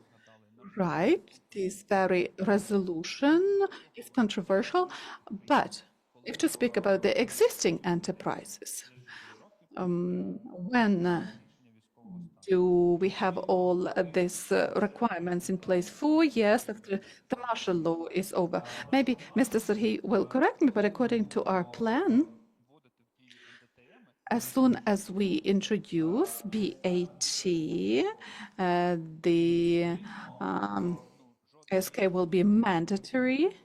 And speaking about how to control it now, how to monitor it all now, that's a problem. But within the framework of our reform, we are involving you as well as civil society representatives in order to properly prepare for it all. And if we say that when BAT is already used for the existing installations, and if the BAT stipulates certain contaminants, then this installation shall be properly controlled and there shall be access to this installation for verification. Yeah, but you didn't get my question, I believe. Those installations that are going to get integrated permits and that are subject to BAT. Okay, but those getting the decommissioning permits, if the order 272 is not amended, maybe that's the answer. Maybe we need to amend this order 272. I'm speaking about these greatest contaminants. You think they will all be getting the permit for decommissioning? Well, I don't really want all our enterprises in 10 years to be decommissioning and closing their doors. This is not something we want to achieve. We thought this would be some, I don't know, one or two cases. А всі інші підуть через звичайно інтегровані. And all the others would be getting the integrated permits. But you already answered your question, this very resolution. I strongly hope after the end of the martial law and after all the political issues are regulated, Ми зможемо їх змінити. will be amended. And that way we will regulate this issue, especially Пішло всі наші підприємства. we understand that everybody is willing to have the decommissioning permit. That would be a problem. Do we have questions from the room? Well, yeah, sorry. Still answering the first questions about the registry. So we plan Вся інформація була відкрита. all the system to be in open access and to be present at the portal. Konstantin Fedorov, Save Dnipro. Tell me, please, you are communicating with business, with the enterprises. When do you plan communicating with civil society, with the general public about integrated permits? And the second question, what are you going to do on August 8th, 2028, when everybody applies for the permit? Well, speaking about question number one, I hope you are not business. You are an NGO Safety Pro. We're communicating with you. And I hope that's an answer to the question. If we need a separate roundtable discussion where we don't invite business or anybody else but civil society, we are open to that. And if you have any specific questions, we can have online meetings as we did previously with the oblast state administrations, because they failed to understand in what way they have to provide the conclusion according to the resolution of the Cabinet of Ministers of Ukraine. Speaking about your question,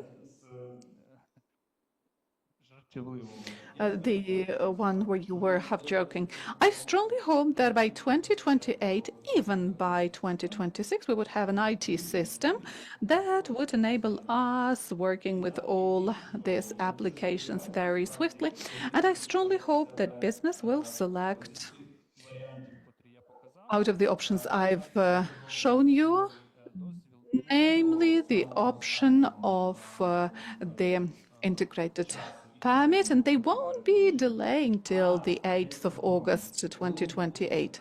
But as soon as they would be, as soon as their current permits would be running null and void, we would be providing them, issuing them already the integrated permits. So there are some incentives we have for them, because the law stipulates the transitional period for this purpose. And answering your question, we don't want to be overloaded with 100,000 applications for integrated permit, right? Then we would address you as civil society organizations for you to help us. Mr. Bogdan, thank you. We've got online question. That's the question to Mr. Bogdan, Registry of Integrated Permits. Do you stipulate participation of civil society in the registry? Mandatorily, for sure. This is even stipulated by the procedure of issuance of integrated permits. There are public hearings, public discussions. Anything that is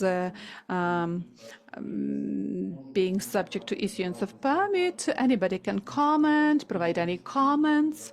Well, the only thing, these people shall be not anonymous, but they shall get registered, get authorized in the registry through DIA portal, etc. And they can provide any comments, and that will be taken into account whenever we are issuing integrated permit. Thank you. Next online question, speaking about integrated permit. Will there be open data, and will there be be access through IP, through, my colleagues just asked that and I said yes. In what way do you plan to involve enterprises in the pilot mode of issuance of integrated permits, not to get into trouble as we have with the waste nowadays, in order to test the system properly before it's full-fledgedly launched? I mentioned this already. That's a challenge for us, and we would like in the spring, as soon as we have a more or less finished process, we would inform all the stakeholders and we would discuss with all the stakeholders to join the testing mode. We would like to urge the subjects of economic activity to join, but also we would need participation of the competent authorities, because actually they would be part of this process. They will be considering the documents, civil society organizations for sure, general public. I want everybody to test the capacity of this system, and we would test interface of this system, and we would get precious feedback, not to end up in chaos on the 8th of August 2028. So that's our wish, and I strongly hope we will do everything possible for it to be arranged properly. Thank you, Mr. Bogdan. And the final online question, I'm not sure that's the one to you. What technologies of incineration of hazardous and safe waste we've got in Ukraine as of now, and which one are the optimal in terms of releasing the lesser quality of harmful emissions? Oh, that's a very relevant question. Unfortunately, I don't have this analytical data right here in my hand, especially if to speak about incineration of hazardous waste. I can't comment on this. We can have it. I can have it as my homework and look deeper into this issue. The Federation of the Employers of Ukraine is preparing to actually conduct certain analytics about what methods to use, what's the cost of these methods, in order to have a bird's view picture, and how much time we need in order to implement it all.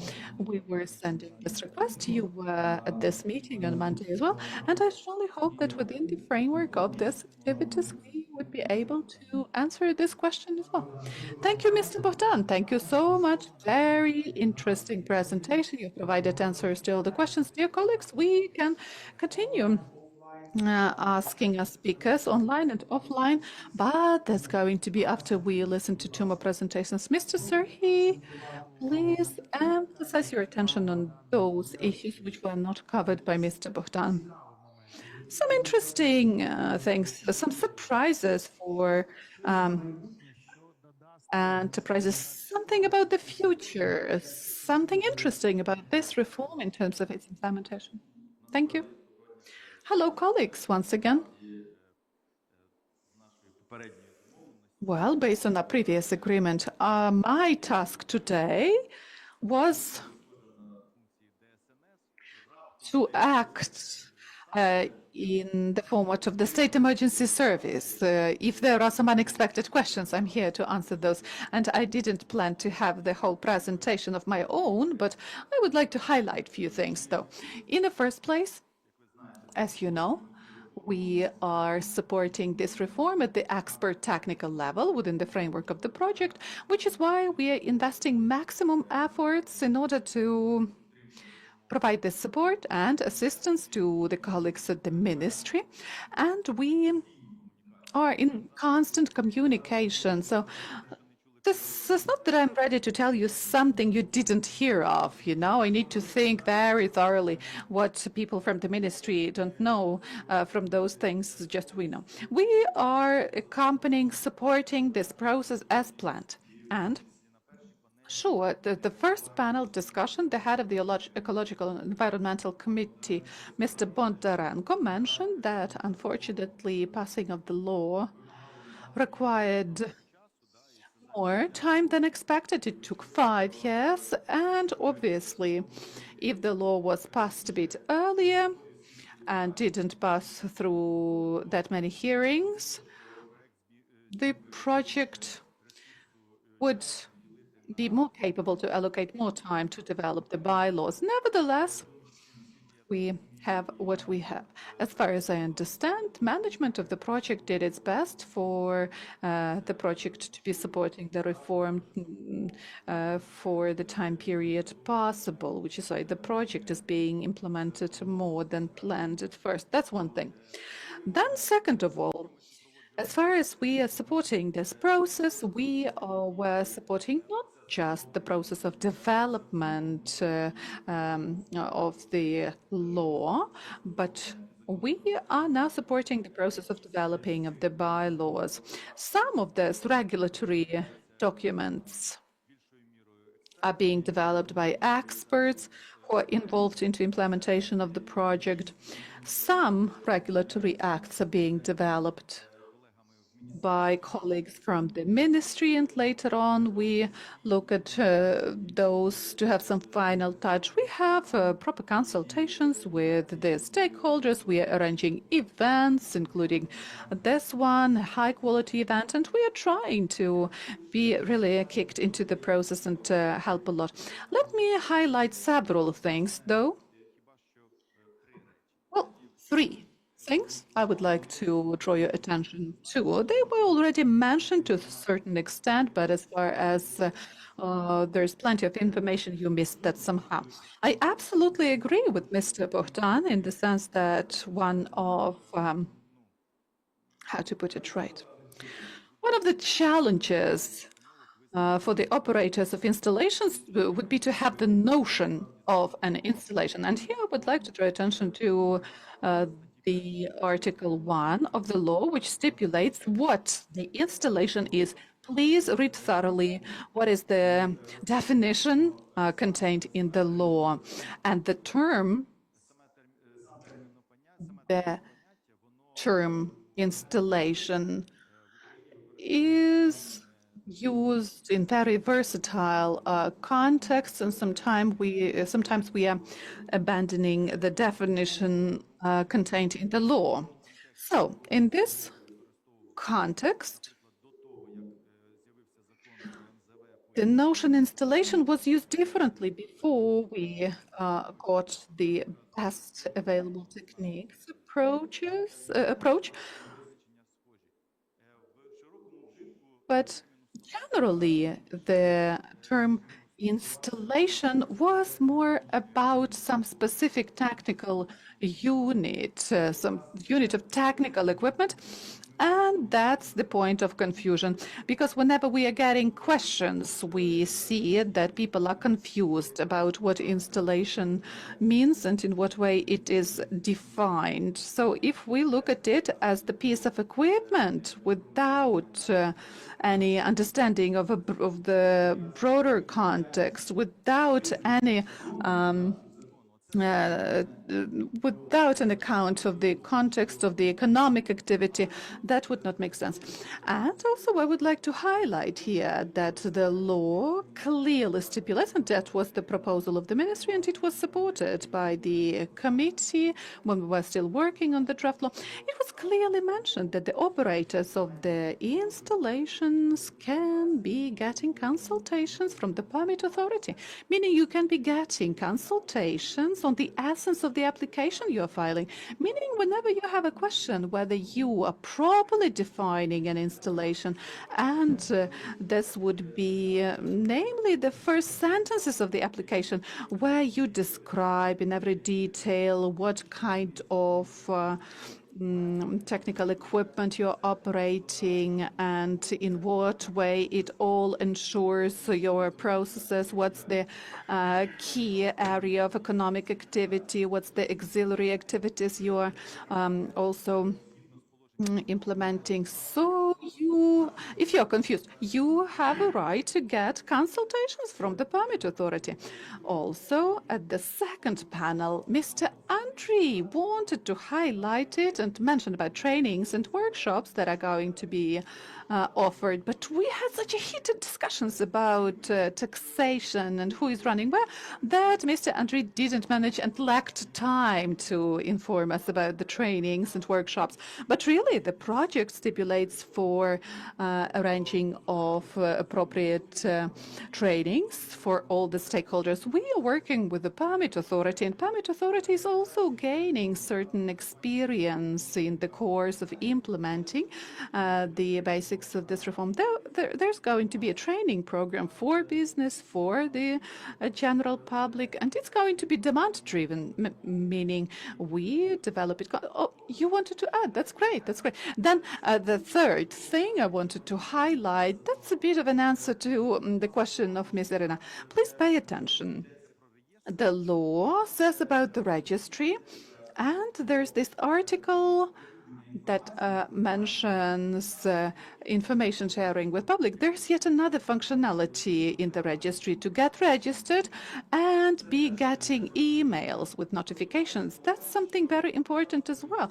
What is meant? That this registry will inform the civil society, those who got registered not for getting permit for certain installation, but in general, if you are interested within the framework of the state, of the region, to learn something, this functionality is there because it's stipulated by law. Mr. Serhi, oh, yeah, that's it. You already answered 5 online questions. I didn't ask your answer for, now we need to listen to the remaining speakers and actually the topic, in what way to enforce this legislation, is a heated topic, and there are plenty of very specific questions as regards this. But let's have a pause. Now we proceed to the next speakers, and then we'll go back getting questions from the room and then from our online environment. Mr. Serhi, we are inviting Ms. Svetlana Sushko, acting director of the team of reforms by the Ministry of Natural Resources and Environment. Ms. Svetlana, you're online. Are you here?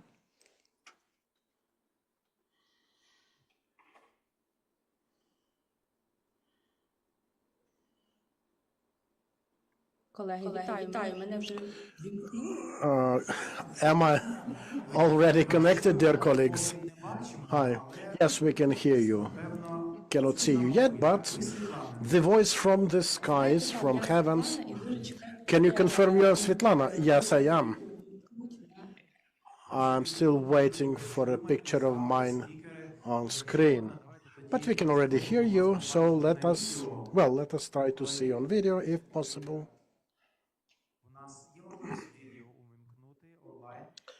Can we have Svetlana? Okay. Yeah, please, welcome. Вітаю, колеги. Hi, dear colleagues. Glad to participate in this already traditional event, this ongoing dialogue with in-depth talks to better understand the complex processes, the technological ones, the procedural ones, international requirements regarding the implementation of this complex directive. It's a Q&A session, so to say we are not speakers, but rather providers of time necessary, oftentimes necessary to get in-depth answers for the deep questions from the public, from CSOs, from businesses, industrialists. On the one hand, I'd like to fill in kind of gaps left by colleagues. I think there's a need for a bit more explanations, actually, or rather more responses to Mr. Barnarski's question regarding non-primary activities. I'd like to give you a more precise language of what directive has to say what the law has. So an industrial site may have one or more installations, and Sergei already explained that. But each installation can provide for a variety lines of activity, and there's a compliance assessment before issuing this environmental permit. And there will be a need to have that conclusion. Just one document, one type of document. It has to be for the primary type of activity. The ancillary activity types will be tied to it, but the whole integrated environmental permit and all the control-related measures concern the primary activity attributed to this given installation. Also, there is a wide discussion on the topic, from funds to policy to procedural aspects to certain deadlines. I'd like to offer you a bit of a bird's eye view for a better understanding of the context. We've been supporting the reform since 2017. I'm glad to see that the range of stakeholders is pretty much the same. This means each of us gets some deeper knowledge of it. Yet still, the commitment, the function of the state is about just and equitable rules and measures to properly implement EU regulations.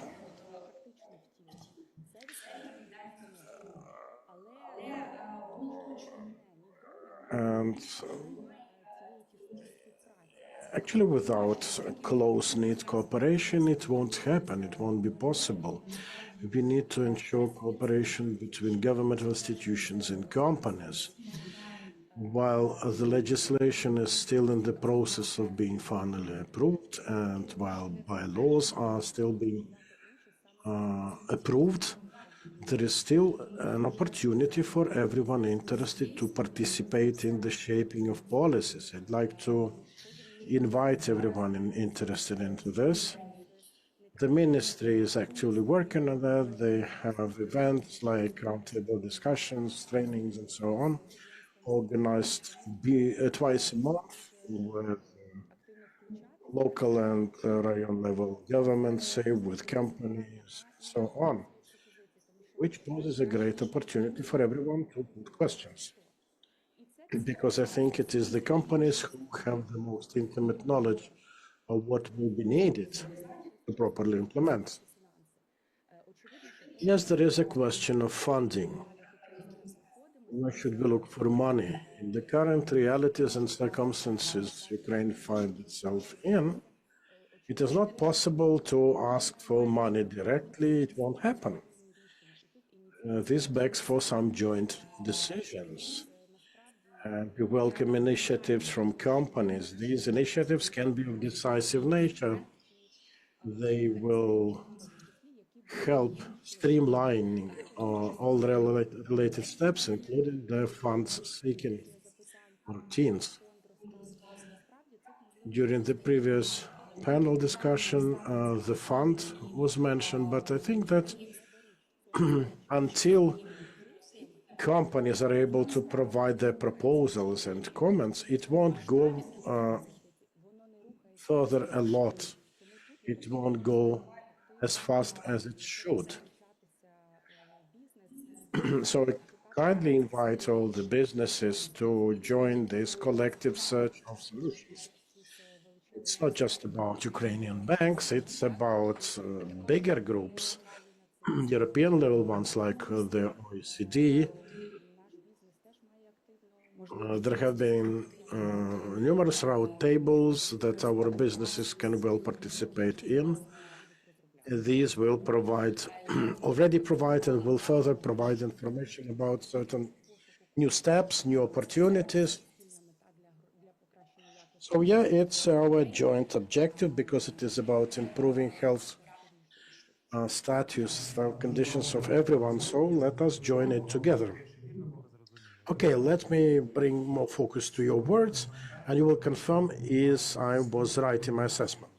So you posit that a daily regular communication has to be instituted to the maximum possible extent. The communication between the government authorities and market operators to avoid any misunderstandings and gaps in reform implementation. And another aspect is that, again, if I understood you correctly, in order to properly implement the BATS mechanism, proper initiatives from individual market operators will be needed. Not decisions from governments or controlling authorities, but business initiatives. Yeah, okay. Your first comment shows that you did not understood me completely correct. Yes, the government authority has to offer consultations, advice, roundtable discussions, not only with business representatives, because there are other participants besides the controlling authority, the businesses. If any link is missing, then the balance can be forgotten. Because of that, the Ministry for Environment Protection also calls upon the public, civic society organizations, oblast level state administrations, environmental protection inspectorates, every other authority related and engaged in integrated environmental permit issuance. Those dealing with formulation of bad opinions and so on. On the second matter, indeed, I wouldn't state categorically that the government should not be proposing mechanism. Yes, they have to, they need to, but they should not be the only source. There should be, I would say, there should be a menu with governments offering just some of the positions. There should be a variety of tools and instruments available.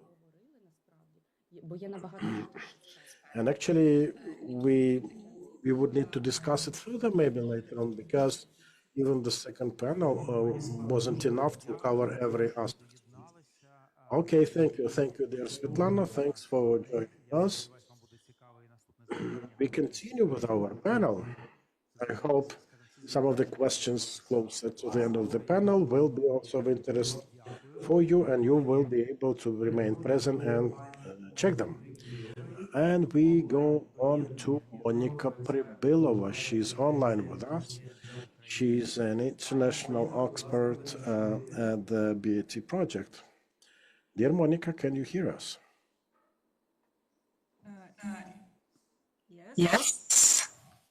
Привітаю всіх. Вітаємо. Дуже приємно. Big welcome to you. Speak English. I'm sorry, I didn't hear. Please. So, I would like to comment what the best should be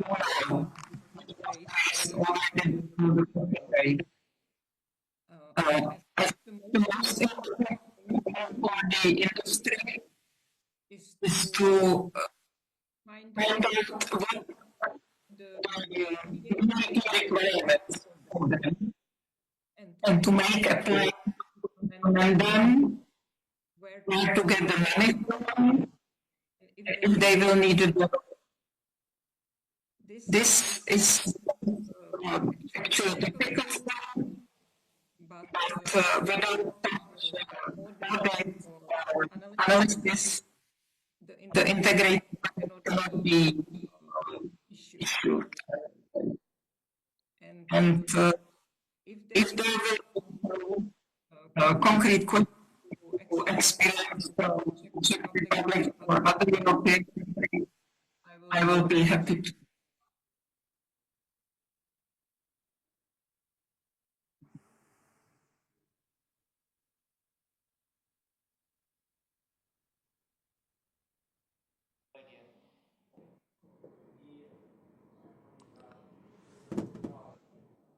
давала можливість, скажімо так, поділитися Yes, thank you, Monica.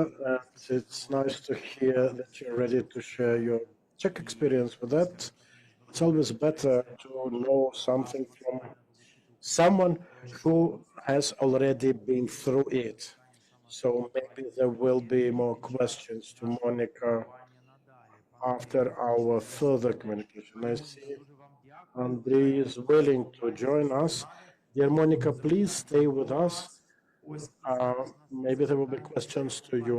And we have more questions online. Dear Andrei, would you like to have a word before we go to questions? координують цю сферу вже останні 5 років. So, dear colleagues, yes, I nearly forgot to mention it at the panel that the JZ, besides the things already mentioned today, is also to announce a training program, a kind of a training online, offline opportunity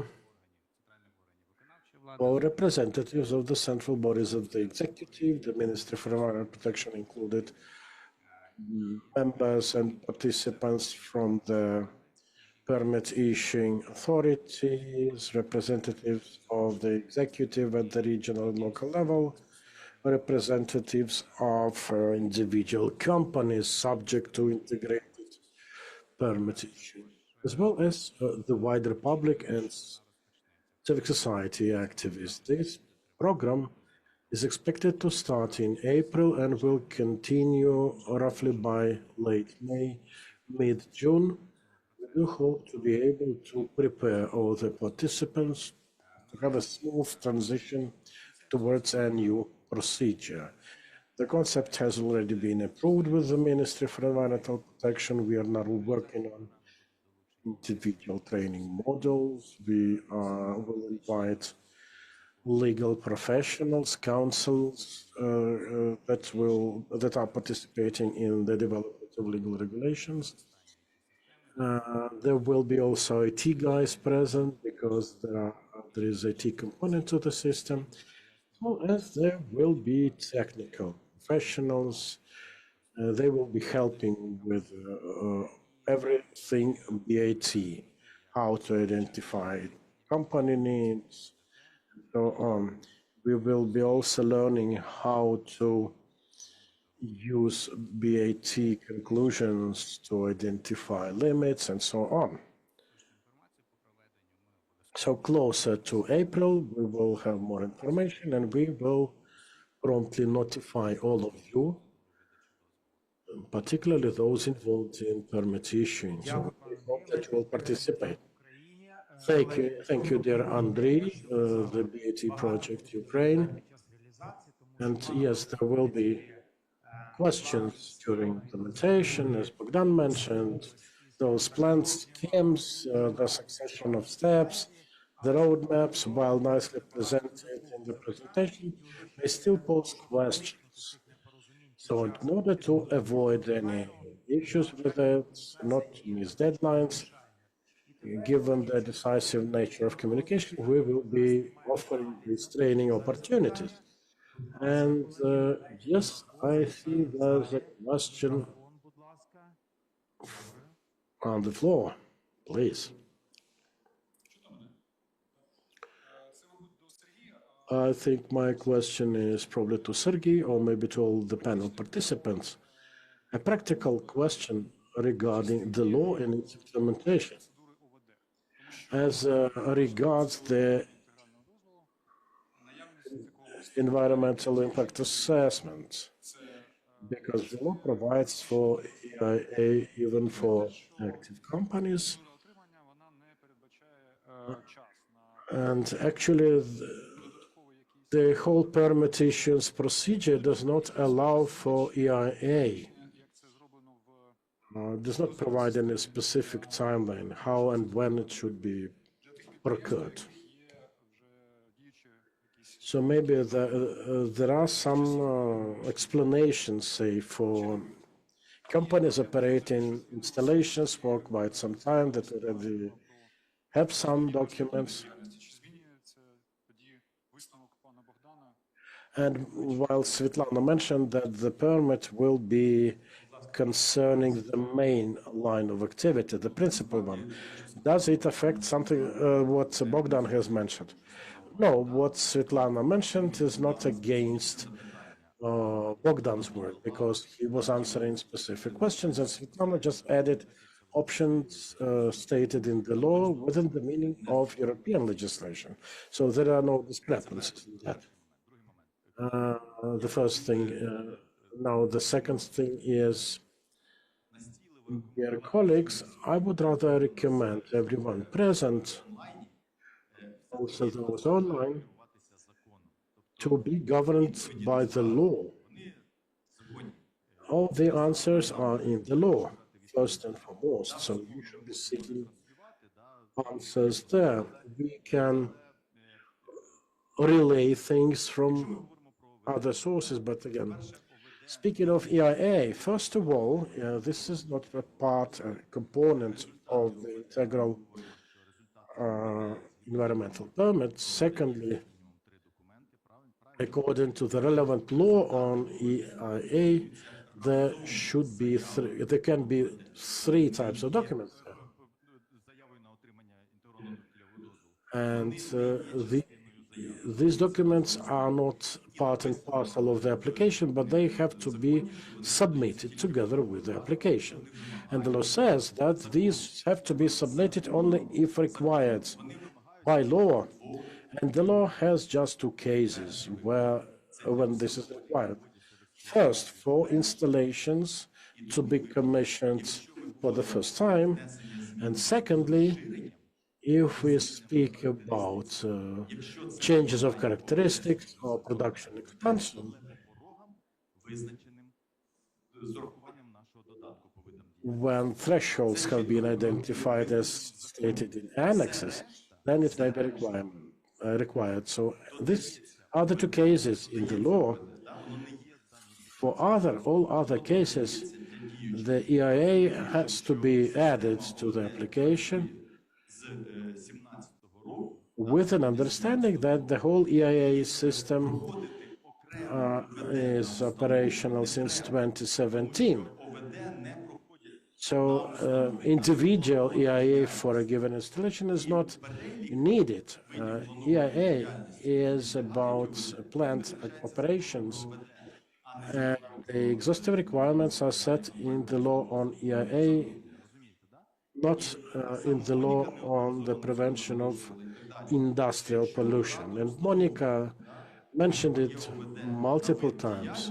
When there's an installation operator and she has an EIA on the stated type of activity, then if she applies for a permit, such EIA assessment is annexed. No need to do it separately. Okay, then we have another question from the floor. Before going online. Ludmila Linik, UN Habitat National Office. The very much detailed presentations had clear mentions of the legislation. My question,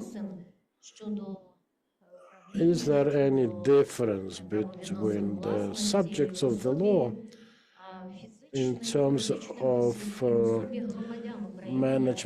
property management aspects, particularly it comes to legal entities, natural persons, and the laws of Ukraine also mentions Ukraine nationals as managers of the riches of Ukraine within the meaning of the Declaration of Sovereignty.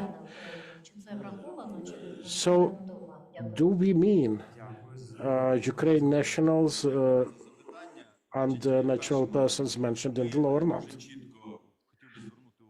Thank you for this question. First of all, the law clearly provides who is the installation operator. It can be either a private entrepreneur So based on activity types, predominantly we will see legal entities. As regards natural person as such, as an individual person, he or she may not be installation operator. Now, when it comes to the integrated environmental permitations procedure, and when it comes to proper implementation of this permit, also with the monitoring exercise, there is no mention of natural persons, individuals. There's a mention of the public. But the law has nothing new regarding EIA conclusions because there is a clear reference to relevant legal language that corresponds to Aarhus Convention, and the Directive 75 clearly refers to Directive from 2001. Dear Sergey, please hold on because we still have 6 more questions pending. I do know that you know the directives and you can talk about them for ages, but I think yes/no answers with relevant law articles would suffice. Okay, now next question from Dnipro. Dear Sergey, you nicely mentioned in your speech the matter of access to information for review. And unfortunately, there are gaps between the approval and implementation phase. So I think it will be necessary to somehow look into it because there are clearly gaps regarding proper information, proper informing. This also concerns the use of e-signature. Well, I would say this is a matter of the whole ecosystem of regulations. From my understanding, the very approach towards the system implementation, it cannot be anonymous. Maybe there are some security considerations because of that. But first, you need to get registered within the ecosystem, then you get access to registries, which places every one of us in similar conditions. I would mention informing as important feature of it. Yeah, there's a question to Bogdan. Maybe it is also a question for other departments. It's about actually not BAT, but the land management legislation that it is said does not apply to pyrolysis and gasification installation. These are the installations that purify solid waste to a condition that effectively creates like gaseous substances from them, to the extent that they no longer can be deemed solid waste. By the way, do we have any installations like that in Ukraine? Well, our candidate of technical sciences say there are no installations of the type yet. Well, I have no information on that because indeed my department is not dealing with such installations. But we can actually jot it down to see, to do the background check to see if our candidate of sciences is entirely right. Okay, we see followers appearing for Mr. Sergey. Now the question, what is your take of the reform with your great experience in a variety of reforms? Very short answer if possible. You know, dear colleagues, the directive in our association agreement is in the sector of industrial pollution and threats, I think. But if you check the many professional resources, the directive is of cross-cutting of a horizontal type. That was why it was among the indicators for the Ukraine facility. Sorry, my question was, what is your take of the reform? Well, I think that primarily this is very important for recovery, and secondly, if I would deem this reform not a successful one, I would not waste my time and effort spending many years on its implementation. So in spite of certain sarcasm from Vlad Antipov, I nevertheless think that we have all the chances of successfully concluding it. And if the crash tests of the reform will be not worse than the one that we saw with EIA reform in the COVID years and in the first years of the war, then we will be good. Okay, chances are here. These are the words kickstarting all sorts of reforms in Ukraine, so let's stay with it. Another question, not sure, is for Sergei.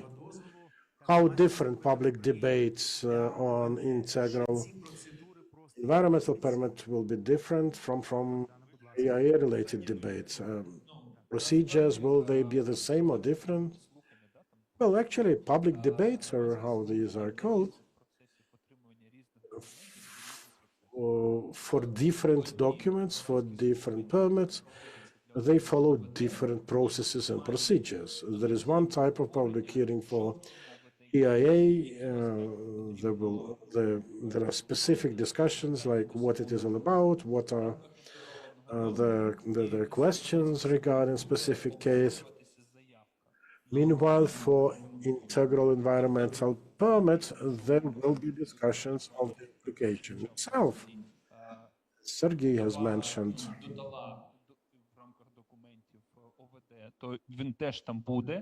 So if there will be a need to accompany the application with the EIA, then any discussion, any debate on that will be subject to also review in the EIA. But again, the core debate will be about specific document and will follow a very specific process. Thank you. Another question. Is it necessary to get a permit on waste utilization if you have integrated permit? No, thank you. That's an idea. Well, integrated permit covers just permits and it doesn't cover any licenses. A license is a license. That's a separate document of separate nature. So these two things are not interrelated. Great.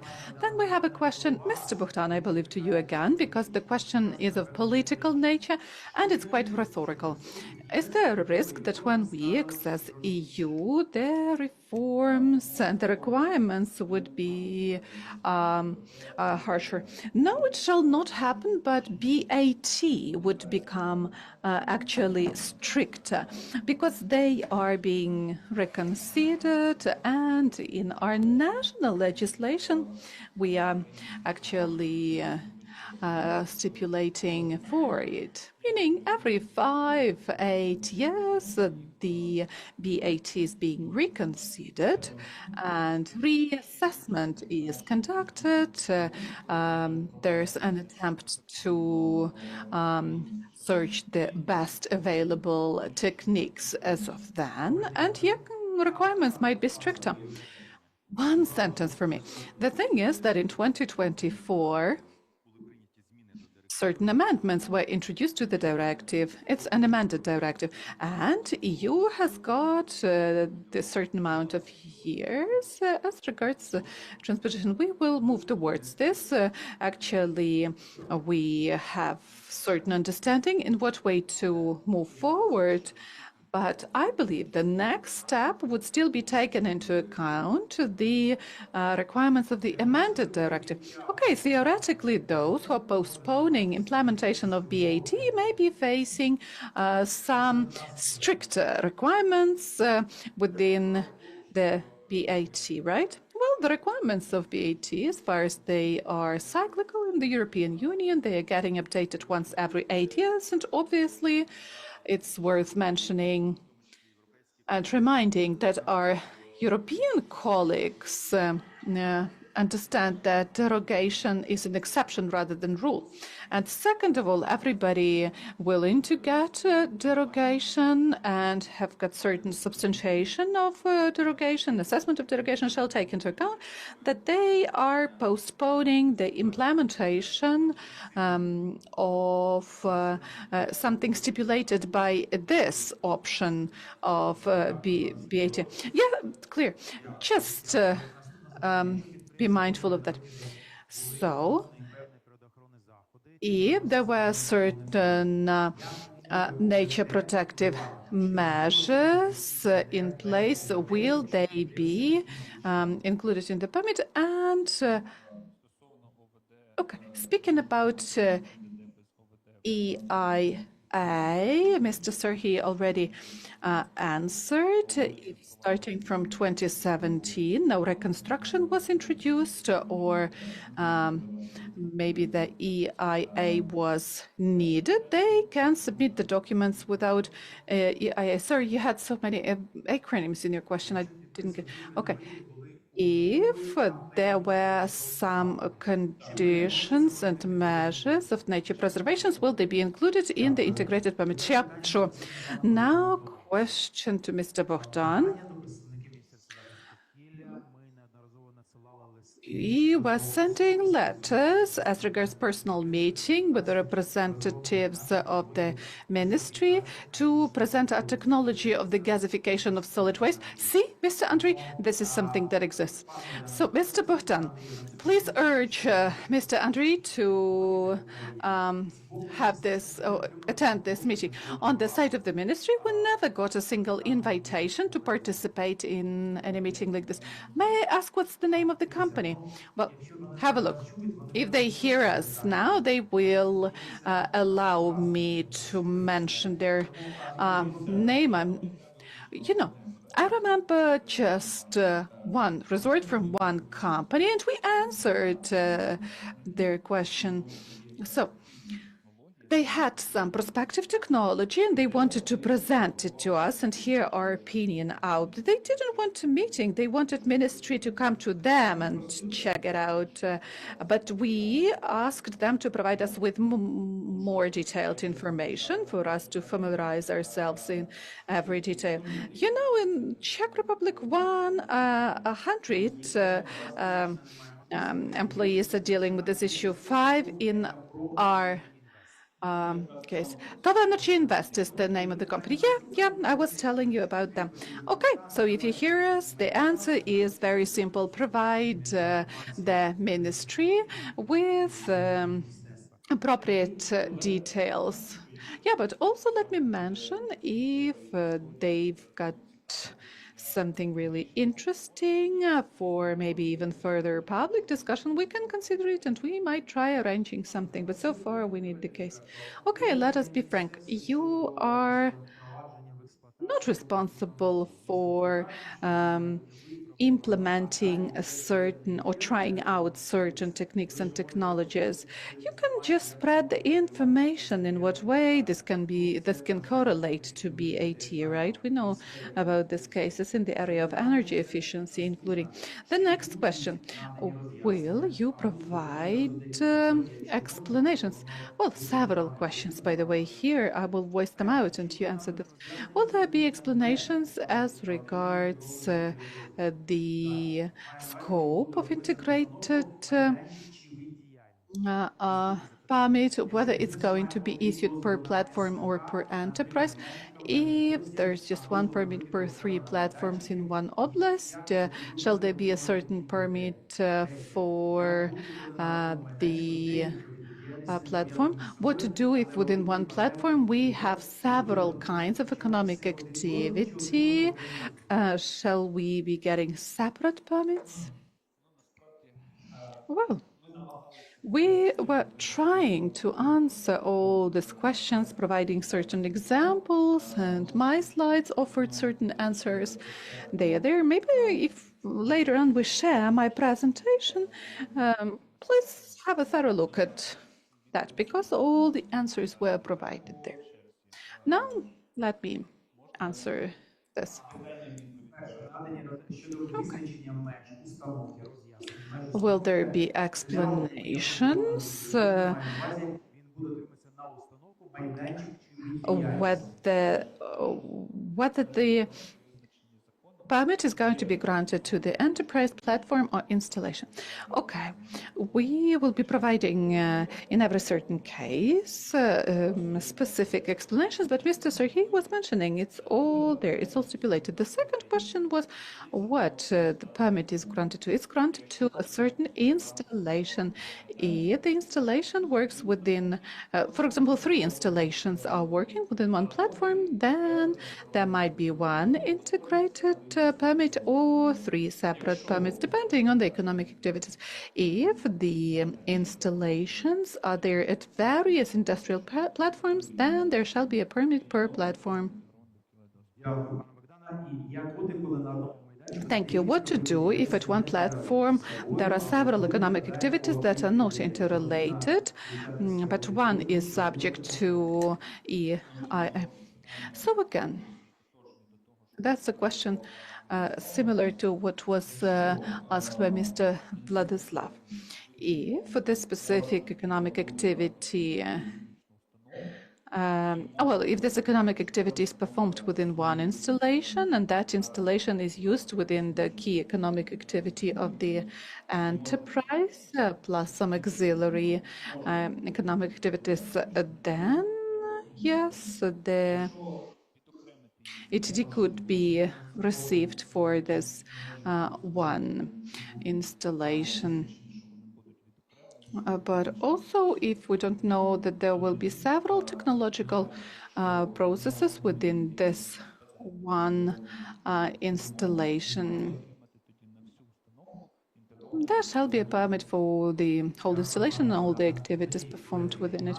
Okay, dear colleagues, we ran out of online questions. Do we have any additional questions in the room? No? Then, dear colleagues, now I would like to offer the following: to express a gratitude to our dear speakers for very interesting conversation, for very professional presentations. I thought that energy efficiency is a difficult topic, but I listened to you and oh my God, you have to drink half a liter to understand what's going on.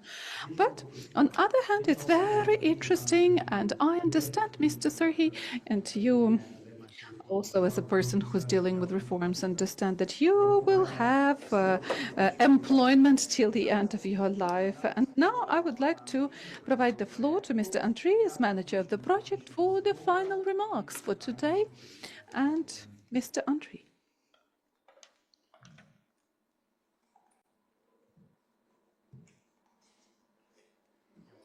Thank you, Mr. Oleksiy. I want to express my gratitude to every participant of the roundtable discussion.